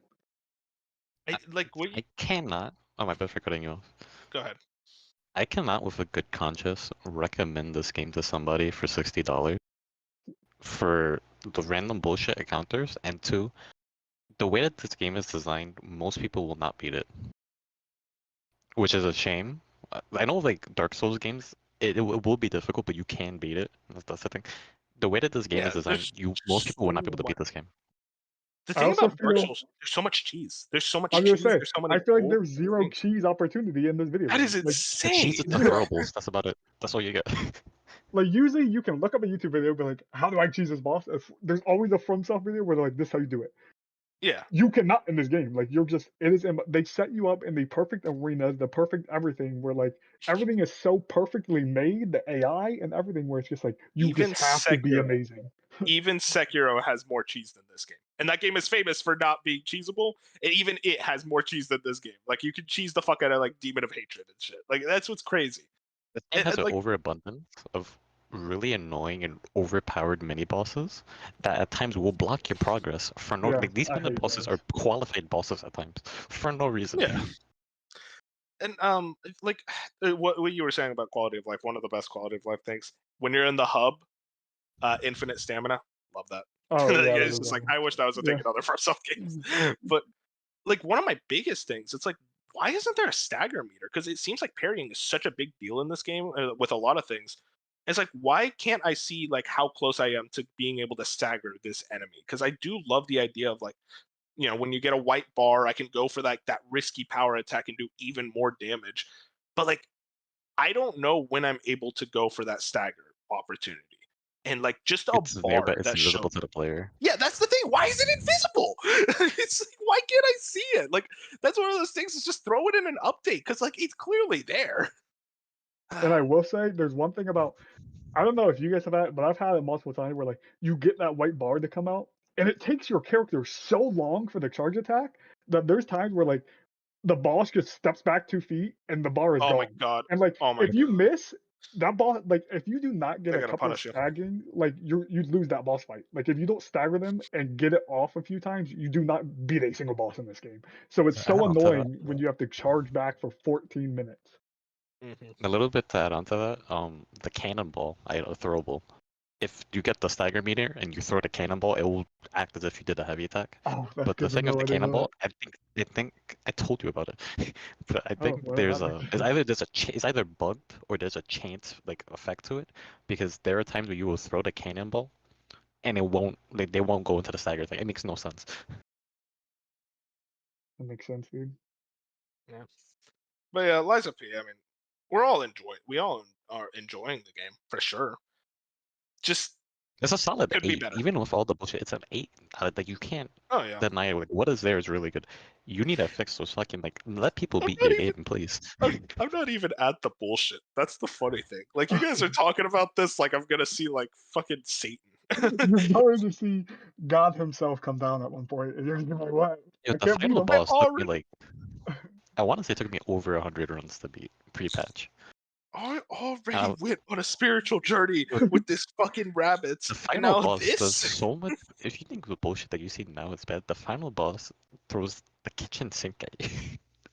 It's just God it's bless. weird because I don't think the game's giant yet. It doesn't have a giant community, but it's weird because I've been going through the Reddits and YouTube looking at all this, It has a and community. it's like, and Oh, yeah, it yeah. has a community, but it's weird to see like no one in the mainstream is talking about how difficult and like how unbalanced this game is, but We're bad every at the single game. person I know is playing it like is talking about how unbalanced and hard it is. But like all the reviewers acting like there was no problem. Like I know you're not better than me at the game, IGN reviewer, like whatever your name is, you're just not. Like, so I don't know how like you weren't talking about this at the time. It's like I'm not gonna go They into were hiding it conspiracies. from us. I'm Oh, I not gonna go into remember. conspiracies.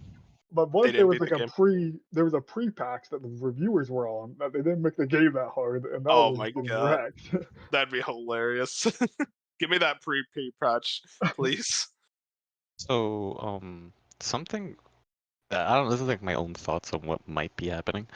When I was playing through the game regularly, right, until I hit that point, there's a point where like the bullshit starts, and you know what you see it when it happens. Like I said, I was like 18 hours into the game, but before it, everyone was mentioning how the game was like 30 to 40 hours, and to me, even as someone who beats games fast, I'm like, that doesn't really make any sense. I'm going through this game really quickly. Mhm. It feels like they added the bullshit to expedite the game length, and I really hope this isn't the case, but that's what it feels like at times. Like looking back at it now, which is like, why did you do this? You could have just had like a 25-hour game that was super solid, and then it's like you dragged it out with bosses that have no right being how they are. It is funny when you say like when you mentioned the game reviewers fusion. When Yeah.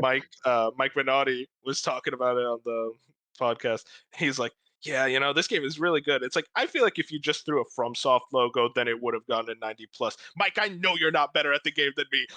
Putting the FromSoft logo would have taken that company's name. There's no way. Yeah, it would That's have. not how it works. They're just. I'm sorry. I know this is gonna come across as me being a fanboy. FromSoft are just really fucking good at making games. There's no conspiracy, no bias. They just know how to make a good game. Like I was No, it's saying, not even like that. it almost feels FromSoft know like, how to make their own genre. They made the Exactly. genre Yeah, for it's them. their yeah, genre. Yeah. but it almost feels like this dev team at some point was just like, we have a lot of FromSoft inspirations, but the one thing we can just do better than FromSoft is just make the game harder. They're It's like, like, if no, we just that's make not it why their games are good. exactly, they're like, if we just make our game impossible, we'll one up. Like that's at least one up we can do over FromSoft is be like, hey, at least our games are harder than yours. You know what I it's a mean? it's a frustrating thing when people think like it really annoys me when people think all it is to FromSoft, like outside of it, is like, oh, they make really hard games and like that's why their games are good. It's like, no, their games are good because they are really fun to play and they have really good worlds and interesting stories and music, all that. It's all the elements combined. And the difficulty is just a bonus. It's not why I play the games. I play them because they're fucking fun as hell. And again, almost every FromSoft game, if you really want to, you can cheese them and beat them. Like it's not, Exactly. There are easy modes, just it doesn't have a big red button that says easy mode. yeah. A And lot of there's not people a are like, single easy mode why in is Liza yeah, it's like everyone's saying like, why isn't there an easy mode in FromSoft? I told here's the easy mode: summon. That's the easy mode: summon or do cheese strats. It's very easy to cheese FromSoft games because they purposely make that AI to where you can cheese them if you want to. This game is like, no, fuck you, man. we got a super human. This is a human playing the game with some of these AIs. I'm like, what the fuck is going on? It's like the dev is playing you live. Like he's been playing his Exactly. whole life. He's I'm just like, there's waiting for you. no way this is AI. But yeah, again, we're enjoying the game. We're clearly venting, but like, it's still a good game. I'm still not at the bullshit. We'll see how bullshit it gets. I'll see what happens. But yeah, Dark, you also played Separate Ways. I actually want to hear you talk about this bad boy.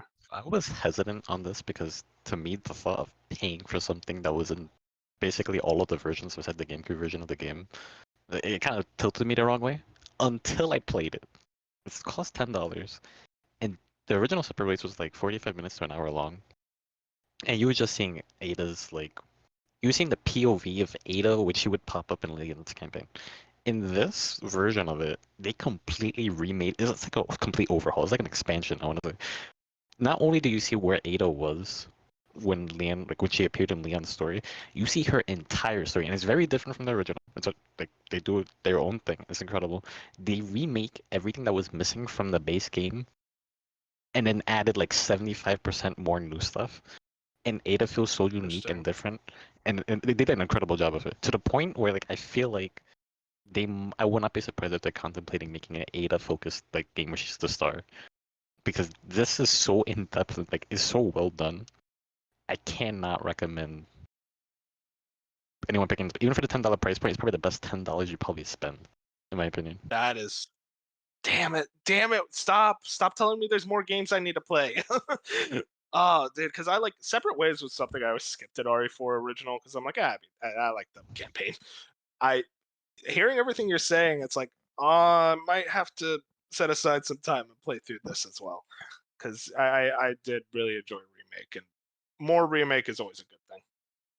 Yeah, this feels so now Remake. If I had one complaint, I feel like I wouldn't have been upset if they delayed Remake so that this dropped alongside it to be a complete. But the game feels really complete now. Like you look at the game now compared to how it was without this, is a big difference. This feels like a complete package, and like it honestly raises it really high in my list of games that I've beat this year that came out. So if I have a complaint, wish it came out day and date with the base thing. But yeah. Interesting.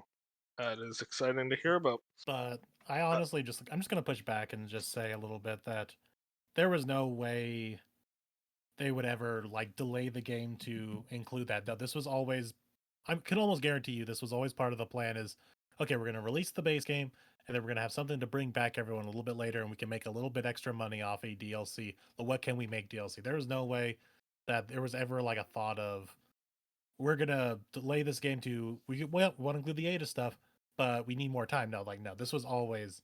I can almost guarantee you this was planned from the start. I don't know, but in my opinion, but I really did enjoy, and I still enjoy RE4 Remake, but it felt incomplete. It's really hard to explain. Like if you play it, you know what I'm talking about. I felt the stuff was missing, and they put it all into Ada story. Here, it feels like now you got a complete game. That's why I felt like that's why I'm saying it like that. Incomplete. So you played through it like what, like 12 times? I played through like 28 times or something. I Jesus Christ, abused man. Resident Evil 4. You was there, you see that. Oh, I I think saw in the it. time it took Moon to beat it once, I like professional S ranked it like 6 times. Okay, now you're just flexing for no reason on Moon. Moon, are you, how about you talk about the game you beat? Beacon? How do you beacon? Beacon, you know, like a beacon of I light. hate- Oh, beacon. That does Yeah, not come on, sound like a what real. are you saying? No, well, that doesn't sound like a real word. Like, say beacon out loud. That sounds weird, right? Beacon. A beacon. Beacon. That doesn't sound right. It sounds like you're trying to say bacon. Beacon. Kinda. I'm weird. Anyways, Beacon Pines. Tell me how But you yeah. feel. It was a cute little romp. I just still trying to understand myself that how long to beat has this listed as like 5.5 hours. It took me 8 to beat You this were just game. smelling the roses.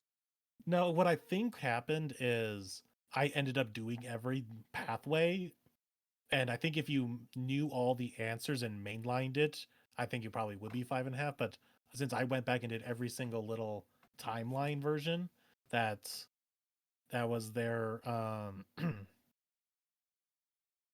that was their like way to like fast track it, which I don't understand how you can do that because some pathways don't open up until you do another pathway and you get another charm to open up another thing. Oh, I don't know how it was 5.5 hours. I think they're lying. How long to beat is lying. Maybe. That's all it is. Don't call But them liars. it was a cute little game. It's has a fun little story of this kid who stumbles on like a conspiracy, you know, small town stuff. Like there's always weird shit going on in small towns, end of the world cult stuff. Oh, you know, your standard small town cult. Try that in a small town. And you go through like different ways of like how does the story end. Most of them are all bad or does not really good in your favor. It's actually kind of funny. The timeline that we finally finished on was not the one I thought it would, because a lot of weird and bad stuff happens in that timeline. I'm like, oh, this is the one we're gonna finalize on. No, there's a lot better ones that we could have. So I won't go into spoilers just in case anyone does want to play this, but It's a fun game, won't take you very long. Art's really good. Puzzles are not almost non-existent. I thought this was more of a puzzle game. It's not. It's more um it's more just like it's a visual novel. Adventure. That's visual novel, that's the word I was You looking love for. those visual novels. Yeah, which is why I didn't mind it. Is the writing good? Oh yeah, I'd say the writing's pretty good. It's a little deceiving. Like if you open up the screen, like if you look up the box art of it, it looks like the design of the characters, I will say, is not how they are in the game, and I mean that by there's changes to the characters that happen in certain timelines. The way that one of the I won't spoil it, but the way that one of the characters is designed only happens in one timeline, and it's just weird that they went with that design for the character. Maybe to like visualize how it's different timelines. That's probably Maybe, why. but you don't get that from the title like that. This is a multi-timeline storybook. What's also weird is, I guess it's not weird, but it's just kind of what goes against when you usually encounter something in like in a movie or TV show or game that deals with multiple timelines. The characters aren't aware of the other timelines. Like the ones that end badly for you, like a character dies or something really bad happens, that's just their timeline. Like you as the reader of the book and the narrator that you're palling around with, they know that's like, oh yeah, that's a bad ending. Let's go do a different one. Whereas no, these characters are all fucked. um, Interesting. but yeah, I can't really recommend it as a Game Pass game because it's leaving tomorrow as the time of this recording. I don't know how much it sells for though, but anyway, it might be coming to PS Extra because what I've started to notice, because I pay attention very closely to Game Pass and PS Extra, a lot of these smaller indie titles, as soon as they leave Game Pass, they end up on PS Extra like a month or so later. So it might be on PS Extra if you have that. And then since Bench is not here, I have to bring up Trails. I did start Trails to Thank Azure. God. I'm past chapter 1. I'm in chapter 2 now already, which is it. I will say this is how you do a sequel. We didn't reset everyone's character back to level 1. We start out actually at level 50, which is really nice. Oh, that's sick. And we all keep all of our special abilities that we learned through the first game, which is also, I don't know if that happens because I have a save file. It did ask me to import my save file from 0, so I don't know how much that affects it. So I'm guessing it the save affects it in file some only ways. added. It only gave you accessories. All abilities and Okay. everything the game gives you. The save file just gives Yeah, you like that's nice. bonus accessories. That's nice. Because yeah, I have all my abilities, so I know how to work all these characters. Story picks up almost immediately after the last game, so there's not this giant time skip or anything. But I'm enjoying it so far, and I'm starting to realize though, because I'm playing on easy because I am just at the point where I have just no time to deal with JRPG battle bullshit, and I'm also playing on speed mode where I have the fast forward button on at all times. I am definitely not playing these trail games for the combat. I am playing it for the characters and the story and the world, because it's like I try to avoid as many monsters as I can, and I'm blowing through battles because I have no time for this. I It's like the actually combat when it's Sky. fun combat, but it's just like I don't want to be spending 40 to 50 hours of this combat. Oh man, um, you missed me there. I'm gonna be spending. I'm gonna fight every monster I see. oh, good luck. But what's also really fun is I will just sometimes randomly turn off high speed mode because it's just a flick of a button, so you can easily just turn it on and off. I will just turn it off at random points, and it feels like everything's happening in slow motion. Like I could not imagine playing this game regularly without that, because the animations for attacks are super slow, dialogue is super slow, and when you do a super move of any kind, it's so like awkward, like ha ha ha ha. Like, it's so weird of just listening to these characters like grunt and do these attack animations in like slow motion. I don't know, but thank goodness for that speed up button. And then I'll briefly also mention that literally an hour before this podcast recorded, I downloaded and started playing the Foamstars open beta that launched tonight. Um, it feels both like this game is either going to do really well or it's going to flop super hard. There is no middle ground. Because I'm excited. it Can't wait. definitely feels like someone at Square said, "You know what PlayStation needs? It needs Splatoon." And because it is literally 80 to 90% just a Splatoon game with a couple extra bonus features from your generic hero shooters like Overwatch and other games of that nature, because you have these certain characters, they have their set abilities, they have 2 abilities and an ultimate like every other goddamn hero shooter. I will say though, the highlight of this game is the graphics. Like the lights, the Vegas style city lights of the arenas are really nice. I will also give props to, I don't know who it would be for, like the animation team or the rigging team or something, but the way you mostly get around during the fights is your little surfboard thing. It's their equivalent to the squids in Splatoon going into the ink and swimming around really fast. You jump on a surfboard. That is really fun to just skate around on. It feels really good. But what also feels really good is as the foam of the arena piles up, and it piles up in like just weird shapes and forms, kind of like real foam. The rigging of you skating around on this thing is like smooth as butter. Like you will just get up on this jagged little lump of foam and you just glide right up it. And the chaos of these games sometimes when you get like multiple people just spraying foam everywhere, trying to knock each other out, is very fascinating. Like just from a technical standpoint, I'm kind of at a marvel of this game that I want to keep just seeing. Like I want to break this game and just see like how can I break this. Some downsides. The voice acting is atrocious. Oh, The no, don't tell me that. the characters saying their little catchphrases as they like launch their special moves or whatever is just, whoo, some emotion, please. It's so funny. Like one of the first characters I played, what does she say? It's like best of luck, Bubble Bouncer, and she says it with like such a question mark on the end. It's like, do your best, Bubble Bouncer. Like she's like reading this line for the first time. Like, is that what the name of this robot is called? It's so weird. Um, but I found my main character already. She is this like character who dresses up as a penguin, and she has penguin bombs and all this. And I'm just like, why am I drawn to the penguin? Like, oh, in so many games, if there's like a penguin aesthetic, I somehow always end up with that character. Why, I don't know. But she I has respect like, it. but she has like a gun that I like. She has, it's like a standard assault rifle kind of shooting, and her abilities are just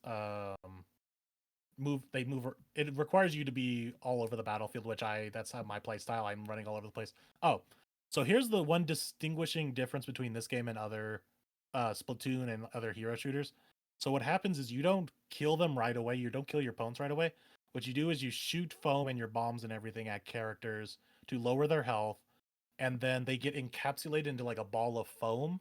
And then what you do is to like secure the kill, you jump on your surfboard and ram into them, and it just sends them flying like Team Rocket style. And that's how you secure kills. But what's interesting is as people are trapped in these foam balls, your teammates can also run into you as a foam ball, and it sets you and it saves you pretty much. So you get out of the foam ball and get right back into the fight. So it's an interesting dynamic of, it's definitely going to be worth playing with people, because you got to be like, this guy's in a ball, I'll go get him for you, because maybe you're being distracted. So you're not really kill stealing, because you got to secure the kill. Because otherwise they'll just sit there in a little ball. I think there's like a little bit of a time limit where they'll just pop out eventually if no one either saves you or kills you. I don't know. It's an interesting mechanic. I think there's some potential here.